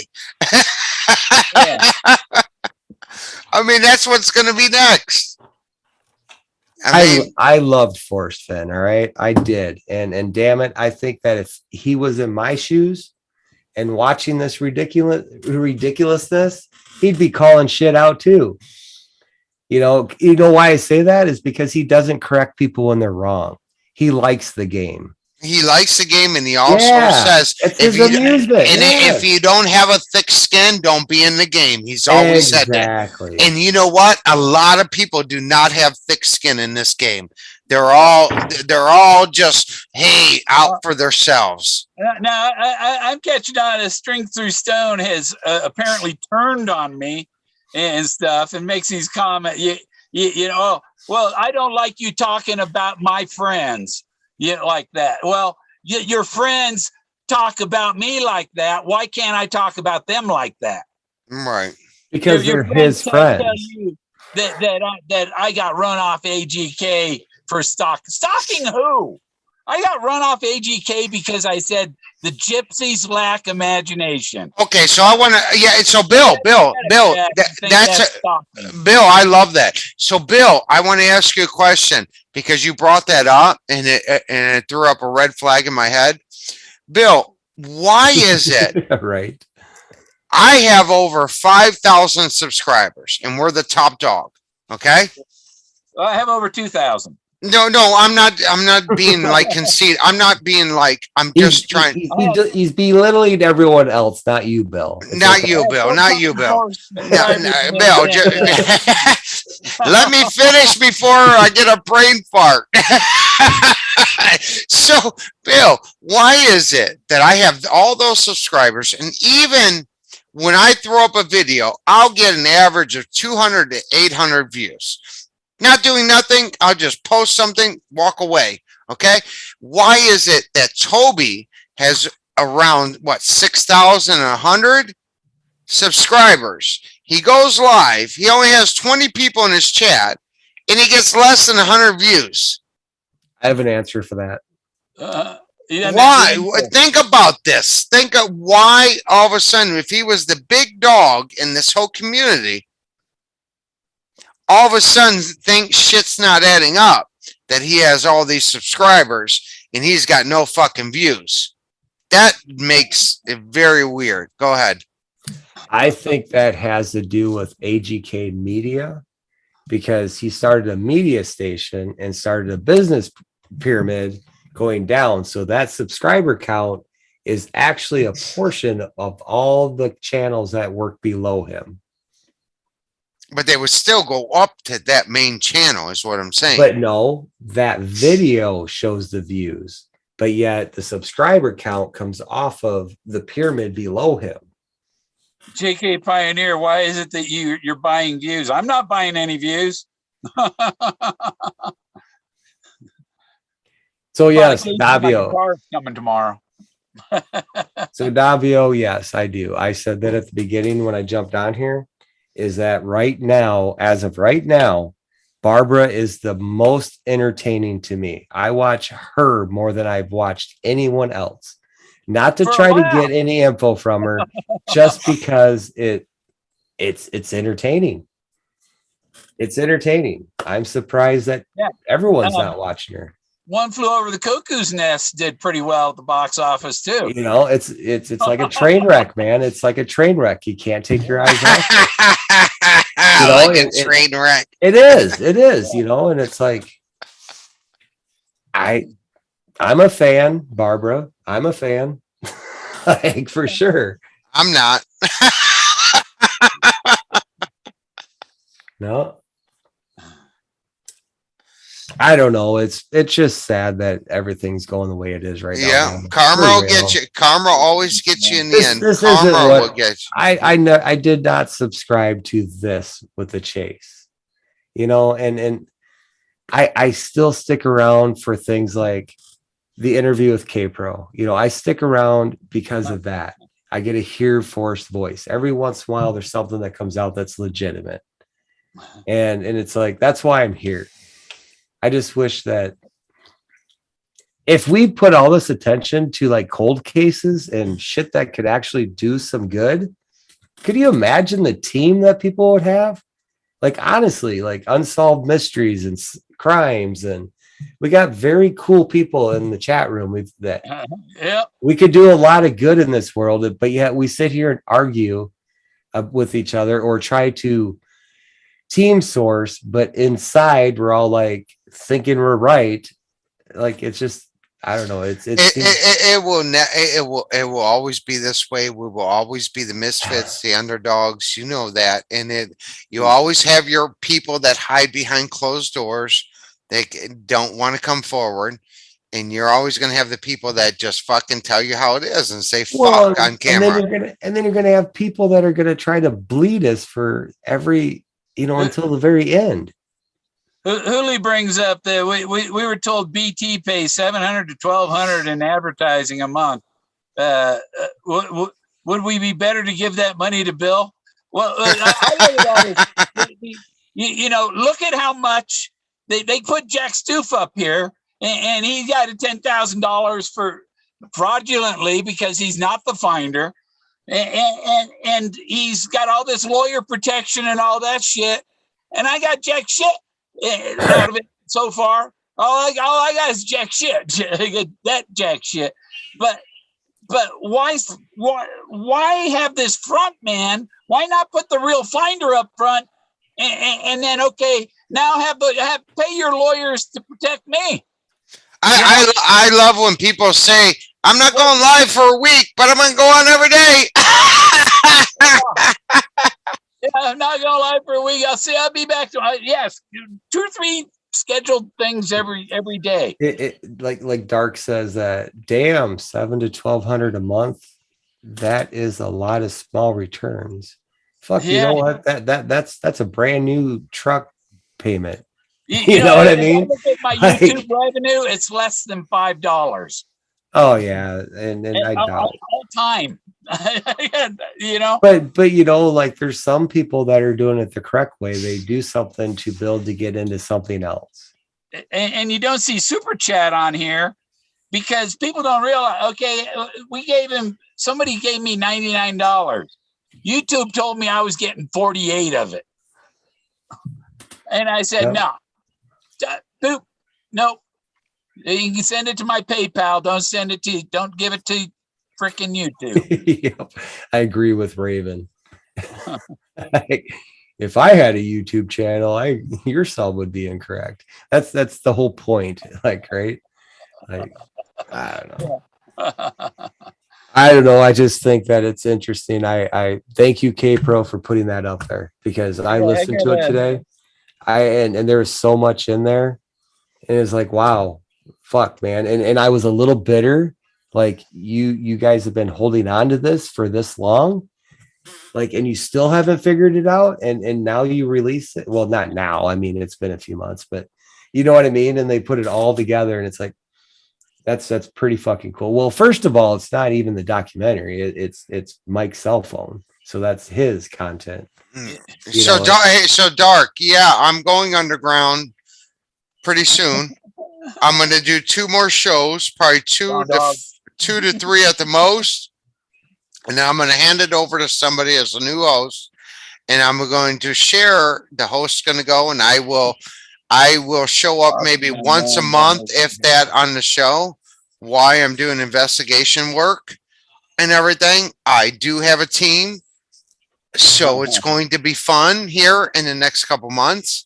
It takes a lot of work, a lot of effort. I mean, because I'm trying to start another company. So I'm very busy right now. I got my one company and now I'm trying to start another company. I have to meet with attorneys next week for this other company. It's going to be the first ever company that's ever hit the United States in history. I'm not going to say what it is. I'm not allowed to right now. Let's just put it this way. I got to pay my attorney $5,000 just to do the fucking research to find out if it's going to be legal. So I'll probably do 1-2 more shows, I'm hoping, and then it's going to be turned down to somebody else that's hosting. I'm not going to tell you who's going to be hosting. I'll show up maybe on live shows at certain locations. We got the website. We're trying to combine everything. It's going to be fun. So everybody keeps saying, oh, it's all going to end. This treasure hunt's going to end. They're not going to come out with shit. They're not going to come out with shit until you guys start knocking on people's doors. The only lawsuit I ever filed.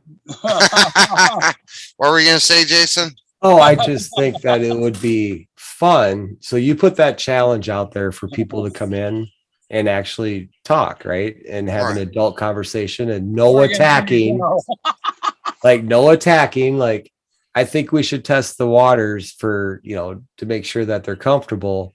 I think Dark should come on here. Let's have a good Greg and a bad Greg, but without the fighting and attacking. Yeah, we need Yeah. So let's say, hey, with the bad guy, the devil, and right, the Bill. angel. So Dark came out because let's see. So Dark, I got a question for you. You're the good Greg because they started throwing me under the bus. So Capro brought you forward, Dark. Am I right or wrong? Because you were nowhere to be found all of a sudden. Well, let's not get too. I don't want to. Well, no, I'm just saying. Him off. No, I'm not Like, backing him off. I want him to show up on the show. No, I know, but that's too hard for some people. Okay, like you have to go. Like, what's your favorite color? Like, start soft. Okay. No, because you know what he did. Capro told him, "Hey, Dark's that word." Dark, right. You sat there and started doing people's solves, which you knew we were doing before you. And Capro put you in charge to do that, to try to knock us out. But it didn't work. You still didn't get rid of us. I think that was actually something I think that certain individuals were chosen to do that. But it had to look random. So, like, if everyone can remember the last one he did, because the last one is what sticks, and then he changed it. And yeah, I think that was the point of that whole thing, was to get that last one in there. I mean, new mic. What's wrong with my mic? Redneck Express suggesting we put this is a brand new mic in a cage match.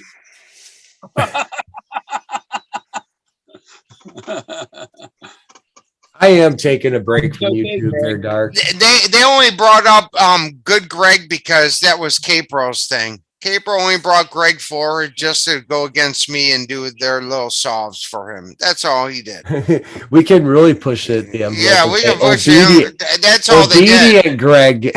Yeah, obedient, scripted Greg kisses Capro's ass. That's all he was. I'm just talking shit, Greg. It's okay, Greg. We're fucking with you. Even though it's the truth. No. But yeah, I think someone from that side of the fence, like Hooli. I've had Hooli on this side before. Like, she's a neutral party. She gets along with everybody. Hooli always has fun. Oh yeah. No, and I even told her today she's always been my number one, in the comments on Five Leaf is cool until he gets out of control. Fuck Five Leaf. He gets out of control. I said maybe 2 years before the finding, 3 years ago, I was saying that nobody's going to have it before he's dead, because it's in the poem from Charlton Heston's speech where he said, I want all within the sound of my voice to listen and to heed what I have to say, especially you, Mr. Gore, from my cold, dead hands. Charlton Heston. And then Peggy dies on Charlton Heston's birthday. Charlton Heston was Moses. Charlton Heston was in the big picture, the 10 Commandments, about Moses. Forrest Fenn died on Grandma Moses' birthday. And oh no, you can't have 500 Moses clues and expect us to believe that. It's a fact. I would like to know how many fake profiles are in this chat, and how many people are together making their fake profiles and sticking up. I just love watching, because I always look at when they signed up on YouTube. I'll click on their profile just to see how long ago they signed up and who they're connected to. It's funny. It's funny to watch this shit in the chat. Like, it makes me laugh to watch. Like, they think we're stupid. Like we were born yesterday. Dark, you were nowhere to be found until Capro brought you forward. No, but Dark also challenged Capro a lot. Dark does have his own 2 feet. He did before, and now he kisses her ass. I think he just they're all kissing Jack Stiff's butt. That's just, people tend to gravitate where they're most accepted, you know. That's all. Yeah, I mean, no big deal. And it's with every single person, you know. It's like, yeah. I mean, a lot of these people are on all the channels. Well, obviously, Bill, they knew you're on. Well, like everybody has their own channel. They have their own, they do their own thing, and then nothing against them. You know what I mean? Nothing against them at all, you know? But when I see you following people that are dangling a carrot, I don't agree with it. That's all. I just don't agree with it. If you're going to follow somebody that's lying to the public all the time, I just don't agree with it. That's all. Yeah. I've never lied to the public about anything. We put our feet on the ground. What do the other channels do? Oh, wait, hold on. I got a source. Oh, wait a second. It was a bad source. I apologize. My bad. Wait, how many bad sources can you go through on a fucking channel? I've never had a bad source. Not once. Not one time have I had a bad source. But hold on. Let me forgive it. Let me sit by my pool and apologize and whine like a little baby. But no, that's okay. Maybe if I start whining and crying, you know, like a grown man, maybe people will start feeling sorry for me. I don't want you to feel sorry for me. I want you to fucking just wake up. Shit. Stop whining. I don't want to hear the goddamn crying shit. Poor me. Fuck the poor me. I'm done with the poor me shit. Just start knocking on doors. Jesus Christ. It's not that hard. You're not doing nothing illegal. You bought into a lottery. Get your 9 fucking clues. End of story. But you won't go to jail. But that takes away someone's acceptance on a schedule. Like, ooh, tonight's Tuesday night. You know, they look forward to that Tuesday night. You know, it's I'm most acceptable here. I'm popular in chat. You know, I can go on. It's all about ego, folks. Yeah. You know, I'm the best researcher. I'm the best researcher. I'm the best at this. I'm doing this. Oh, I get so much praise when I go with this circle. Like, it's like people. I don't want to read. You know what makes me laugh the most, Jason and Bill. You could contest this. Think about this, Bill and Jason. We've been doing this for what, a year and a half now? I started this channel with Joe and you and everybody else, and Bill came in. You and Joe started. Yeah. So think about it in this perspective. Peanut. Look at the people that have been on the channel, and they've always said specifically, "Oh, I love Brutal Truth because they tell it how it is, and I get to tell my opinion." And now I want people to really look at where they're at now. They're on scripted channels. They look so fake.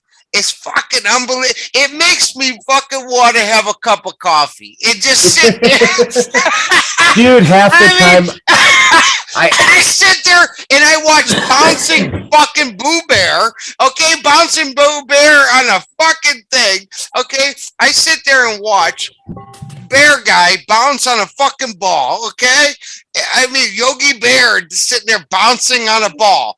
He sat on our channel, and then you had Adam over there, and then you had Amy, and then you had all these. I mean, I could go on and on and on, and it's some funny shit to watch, because if you go back and you watch all of these shows on the Treasure Seekers for the last year, how these people like were swearing and they were saying fuck this and fuck that, fuck I mean, literally, Bill was there. Bill witnessed this. Jason witnessed it. All these people were sitting here like swearing, "Oh, I won't go nowhere else. I love Brutal Truth and all this because we get to say how we feel." And now they're on a fucking channel like, "Mum's the word. Mum, hey, how you doing? I'm doing good." That's what they fucking look like now. They look like fucking robots. All of them look like robots. I sit at the gas station and they all look like robots running in and out, you know. It's some funny shit. And the dirty looks about if you have a mask on or not. And it's like people just get so into themselves and so judgmental all the time that they can't see anything clearly. And I'm not no professional, so I don't know, but I don't know why. But yes, it's like a line dance. They all turn and kiss the next guy's ass.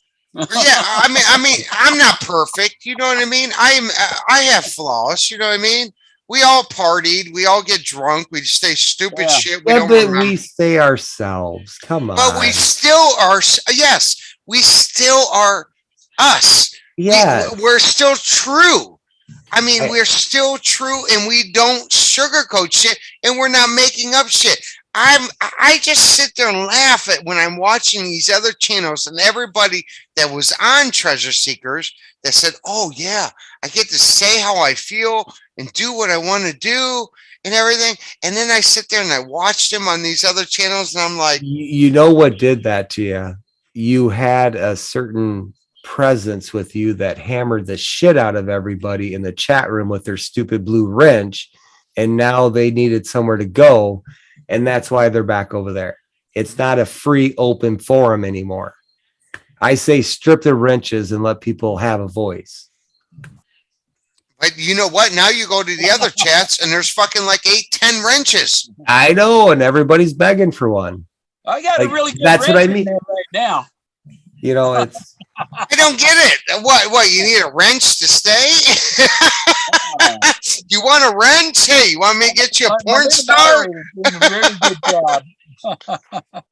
I'm not gonna give you a fucking wrench. I mean, I give certain people wrenches. That's all.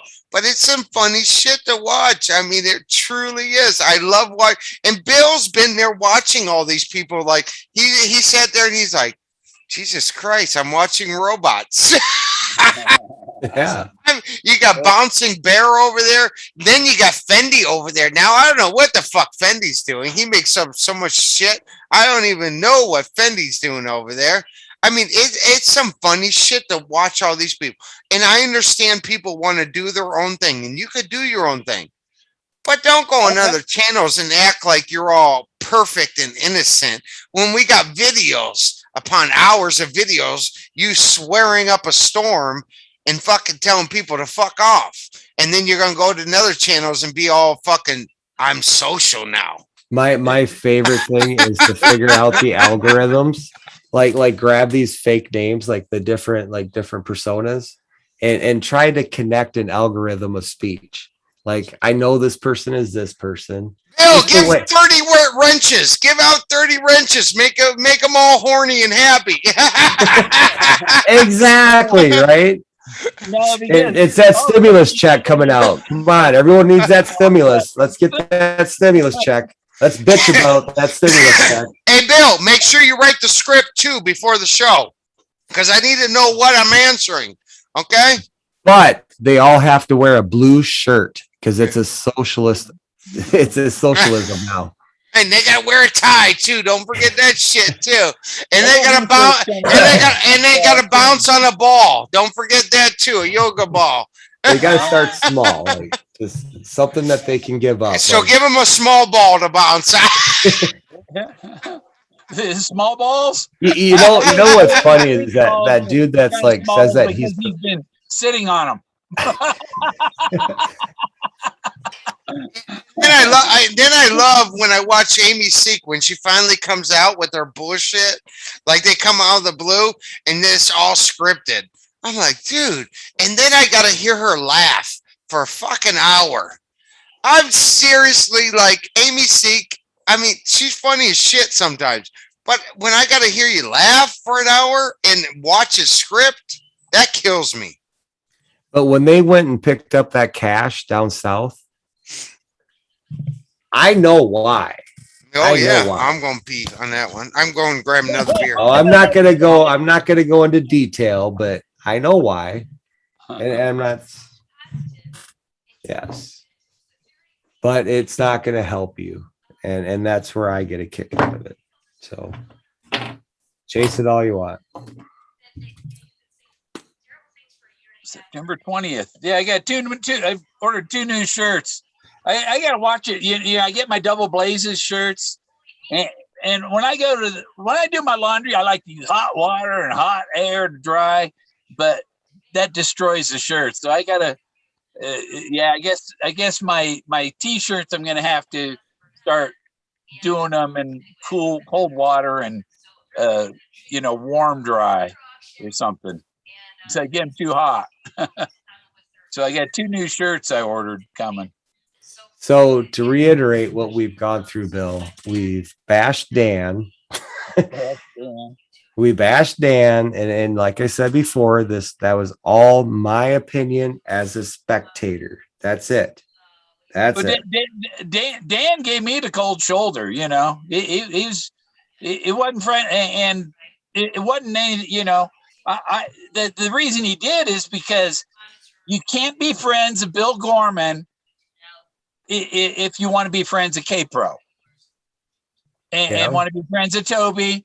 If you're gonna be on my channel and promote your art on K-Pro or Toby or Candies, then you can't be friends with Bill Gorman.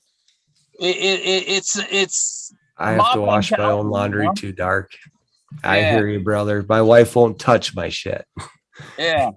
She's like, I take care of the kids. You can take care of your damn self.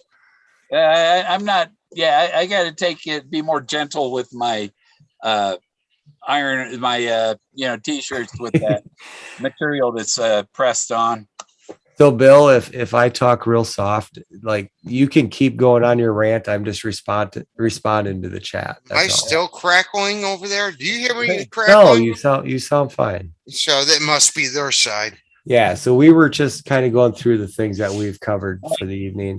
But I can sing. I can sing a lot. I can even alter my voice and make it sound like. Hit the road, Jack. I still think Bill Gorman's like the orchestrator of this whole fucking thing. I don't care what any of you guys say. When I first met Bill and I smoked out of that stupid pipe, I was like, Bill, you're Forrest, Fenn, aren't you?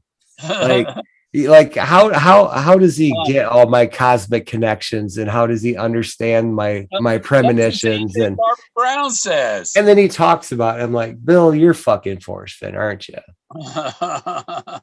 Barbara Brown says, I know I'm a psychic. I know what's going to happen. I know she's and since Forrest died, I was the next best thing.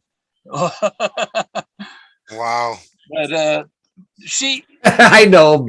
Hey, Barbara Brown, she may not, but she's always thinking. A lot of times, women will think that you're thinking something that you're not thinking. And get all pushed out. Why aren't you that? I don't know what you're talking about. But men do the same thing though. Like men do the exact same thing. It's logical to them, but yeah. How can you know all this about me and not know that? I'm not. Sometimes you can be subconsciously psychic and not consciously psychic. You know what I mean? So do you believe there actually is a stream of consciousness that connects all of us that we could tap into? Yeah, I meet people in my dreams that are, and it's like, this is too real. Yeah. See, I believe that too. And it's funny because like our Fenn community, if we like each other or not, we're still all connected. And it's interesting when you start noticing, like, even a thought that you have will be a thought of someone else tomorrow, even no matter how far-fetched it is. It's because we are all connected and we are a family. And if my brother was a cocksucker, I'll call him a cocksucker. And it's not that I don't love him. It's not, but we're a family. That's how you talk with family. You had 3 guys sitting on a couch. How can you tell which one's a cocksucker? The one with the dick flavored chapstick. No, the one spitting the feathers out. Oh, come on now. That's not even fun. See, and even when Bill says dumb shit, Bill, like, even when you say that, it's like, it's like, what was the Indian shield that was above Forrest's window? I think it was on the left side, looking at the right side, like mirror image. It had the bell, and then it had the 2 circle like old shields, leather shields. And it's like this side of the road, this side of the window, the bell, it's it has a bird, and it has a like you're what, how am I trying to say it? I'm getting weird because this is part of my stuff, but there's a bell attached to that bird's neck, and like all the references with bell, and there's a ring around it, and it's like you ring your neck, you ring the bell, you ring the neck, because that's how you would slaughter your poultry. You would wring their neck. And it's like, that was so fucking genius when that became apparent to me. And I'm sorry, I'm going into my solve stuff. So I need to quit. Canis is either K-Pro or Barbara. What? Salus Canis in chat. That's either K-Pro or Barbara. I'm not bothered with the controversy. I'm bothered by that's Indy, isn't it? I think that's Indy. Yeah, that's Indy. Okay. Yeah, that's Indy. I'm pretty sure. Yeah. Webcams chat. Bye-bye. See, and this is like, and I enjoy the face-to-face stuff. Like I intentionally built this little room in my garage. And you know what the nickname was? The Jack Shack. Yeah. Right, Greg? Do you understand what I'm saying? Yeah. No, like I built my own little Jack Shack. All right. Your own man cave. And for on Sunday, just to take and ease the curiosity for the ones that don't watch, I'll put like a little Vaseline jar right here. So, be ready for the chicken on yes, Sunday. Yes. Well, but that's something in the chase that I had to learn a long time ago. That's one of the first things that I recognized. You are always being watched. Anytime you think you're alone, you're being watched. And it's like, you can either be afraid of it, or you could just say, fuck it. I don't give a shit. I don't fuck give it. a shit. I don't you know, give a shit. I don't care at all one bit. I don't care less. The tarot card readers say people are spying on you. A whole well, lot of course they are. It's not people, it's country. On YouTube. It's the fucking Truman Show everywhere. You know, and it's like, can you be okay with it or not? Pretty popular, I've heard. Yeah. Do you need your privacy or not? Like, I don't need my privacy. I'm pretty fucking comfortable in my skin. This was my business card when I worked at Time Warner. Yeah. I was a manager. Oh, yeah. No, it is what it is. All right, you guys, I gotta get off. Oh, don't do that. You don't have your own bathroom. I do have my own bathroom.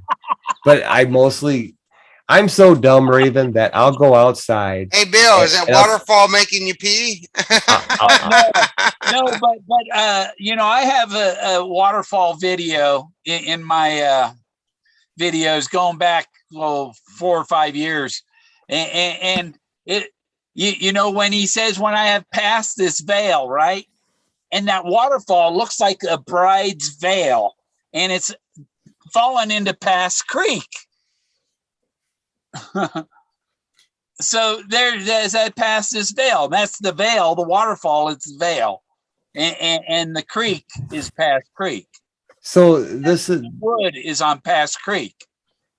See, Bill, like that sounds so good. And when you were talking about it, I was thinking about the cliffs behind the gypsies and how that could be a waterfall. Night, Luli. But you know, it's so cool that, you know, many people can come up with the most clever, but the bottom line is it wasn't mine. So it's not that I don't want to believe people. It's just that if they're right, awesome, but it wasn't mine. You know why there's 9 clues?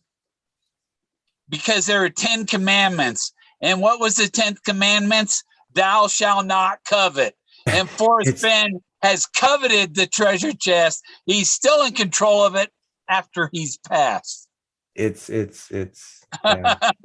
it's still fun. in control of it it's awesome because I listened to that documentary that K-Pro put up today, and he quite literally said, if you listened, he said that you have to go, like each clue, you go to each clue, you know, and it's like, so there's a clue within a clue, there's a spot within each clue, Yeah. and you have to collect them.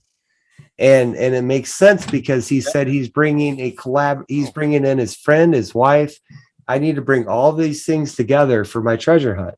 That makes sense. So there's 9 clues, 9 spots, about 9 people that were close to Fenn, or pets, or anything else. And it's those 9 places. And when you start getting 3 of them, you can start to see the end picture. The poem is also you read it one way and it's the map to get you there. You read it another way and it tells you what your target is. I agree. I agree. Moses is the target layer, and the map that tells you how to get there takes you from Pagosa Hot Springs to Bootjack Ranch, owned by David Jennings Brown, put in below the home of Brown.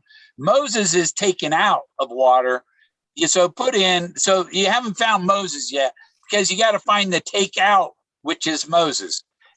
But then still people are looking to put in below the home.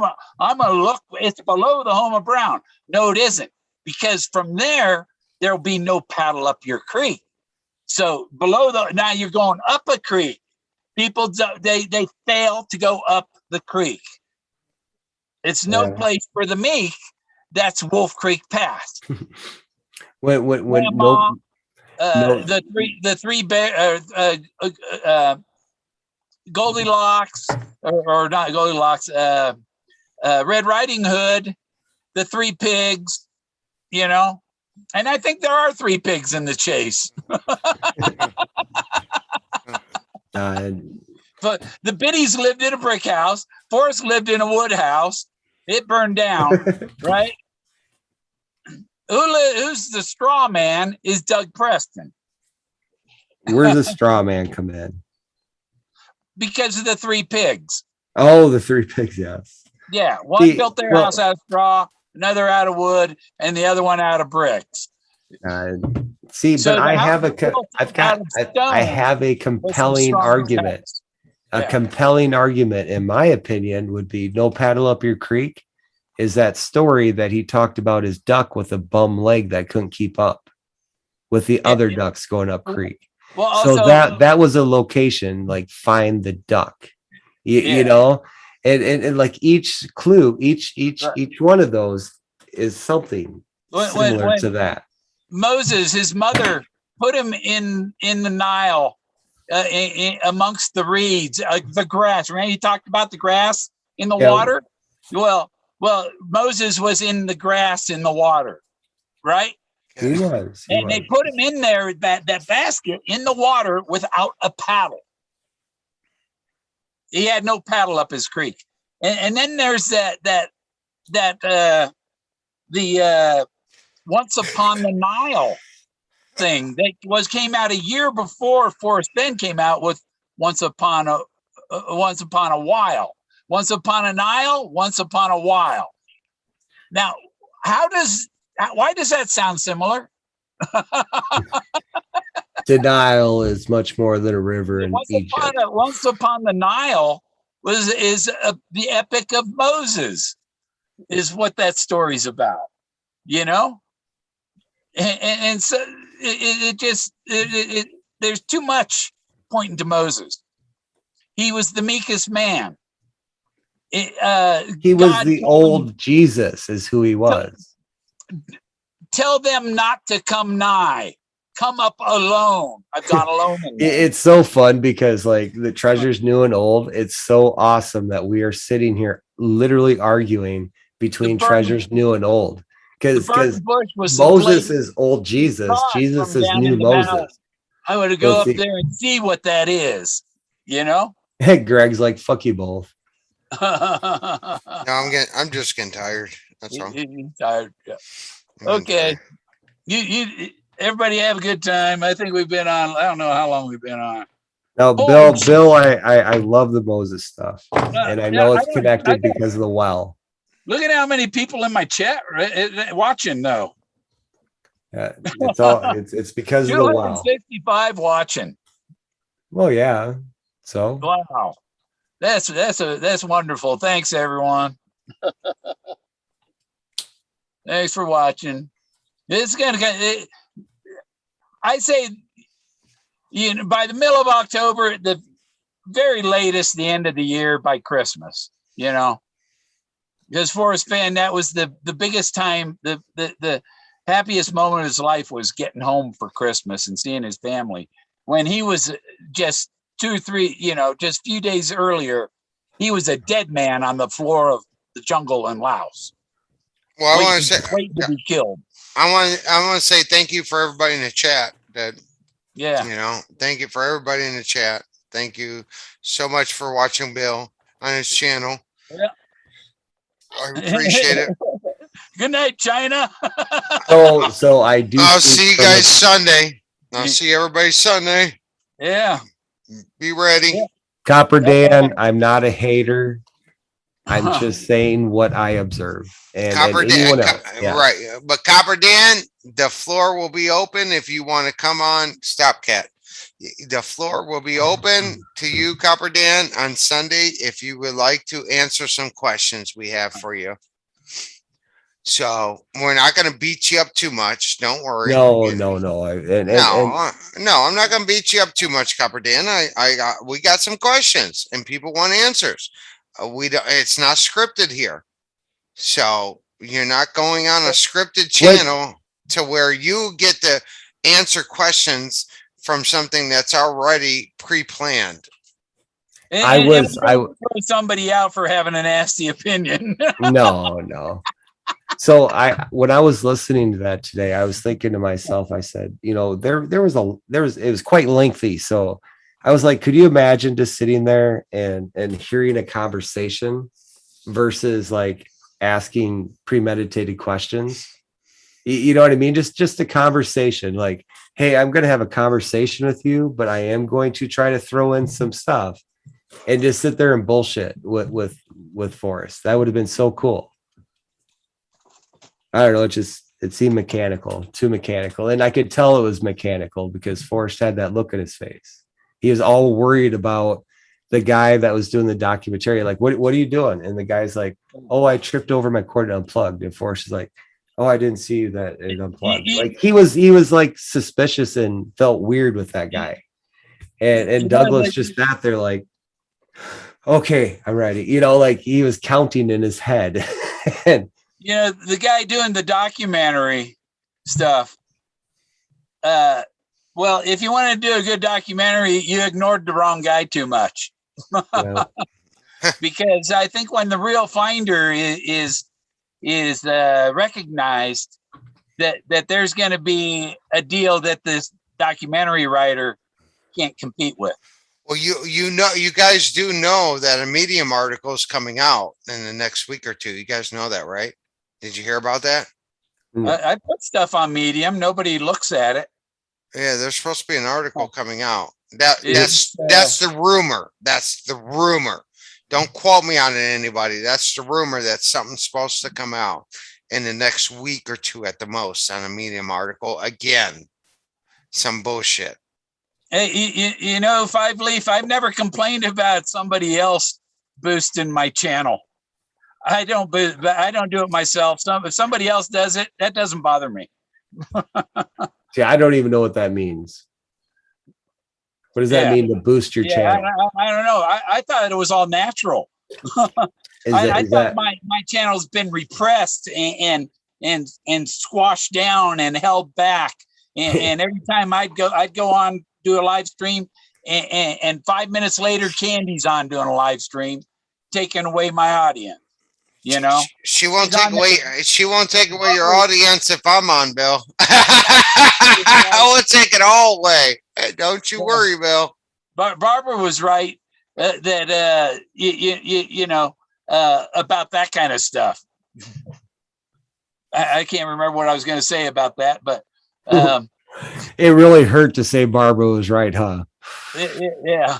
It like hurt and it made you forget what you were saying. But she was wrong. I'm not going to marry her. Like I said, she's the most entertaining for me right now. But I have to at least say, Better off. hey, Bill, thank you for all those text messages. Thank you. Yeah. I do got to say that. Thank you. I screenshot them all. Thank you. Who's text messaging you? What? Why? He's hinting at something. Oh. He's hinting at something. The blue carpet was at Forrest Fenn's house, wasn't it, Greg? Alrighty, guys, I'm out. Thank you. I know Thank by you. Jack Stoop's watch and by Google Earth that was Forrest Fenn's house. The Omega. Alrighty, guys. Thank you, chat. Thank you for all the love, everybody. I'll see everybody Sunday. I know what direction that wall was. Yeah, I'm gonna direct my way right out. You guys can't say. Greg signed an NDA too, I bet. Hell no. I swear my son's life, I've never signed an NDA, a contract, or anybody with anybody at all. Where the blue carpet is. Well, the blue carpet is in front of the front doorstep. You'll be okay. You'll get there. Front door, the back door. All the way out to the fucking back of the porch. You'll be okay. All the way in the back, yeah. All the way in the back. It's a long blue carpet. Well, it wasn't that hard to find that skylight. Come on, get down. Stop clawing me. You're hurting me. Alrighty, guys. Take care. I'll talk to you. You guys have a good night. Thank you, Bill. Thank you, Bill, for having me online. Thank you. Yes. Jason, I'll talk to you soon. Take care. Talk to you soon, Bill. Bye. All right. Good night. Good night, everybody. Thanks for watching. Thanks again, Bill. It was fun.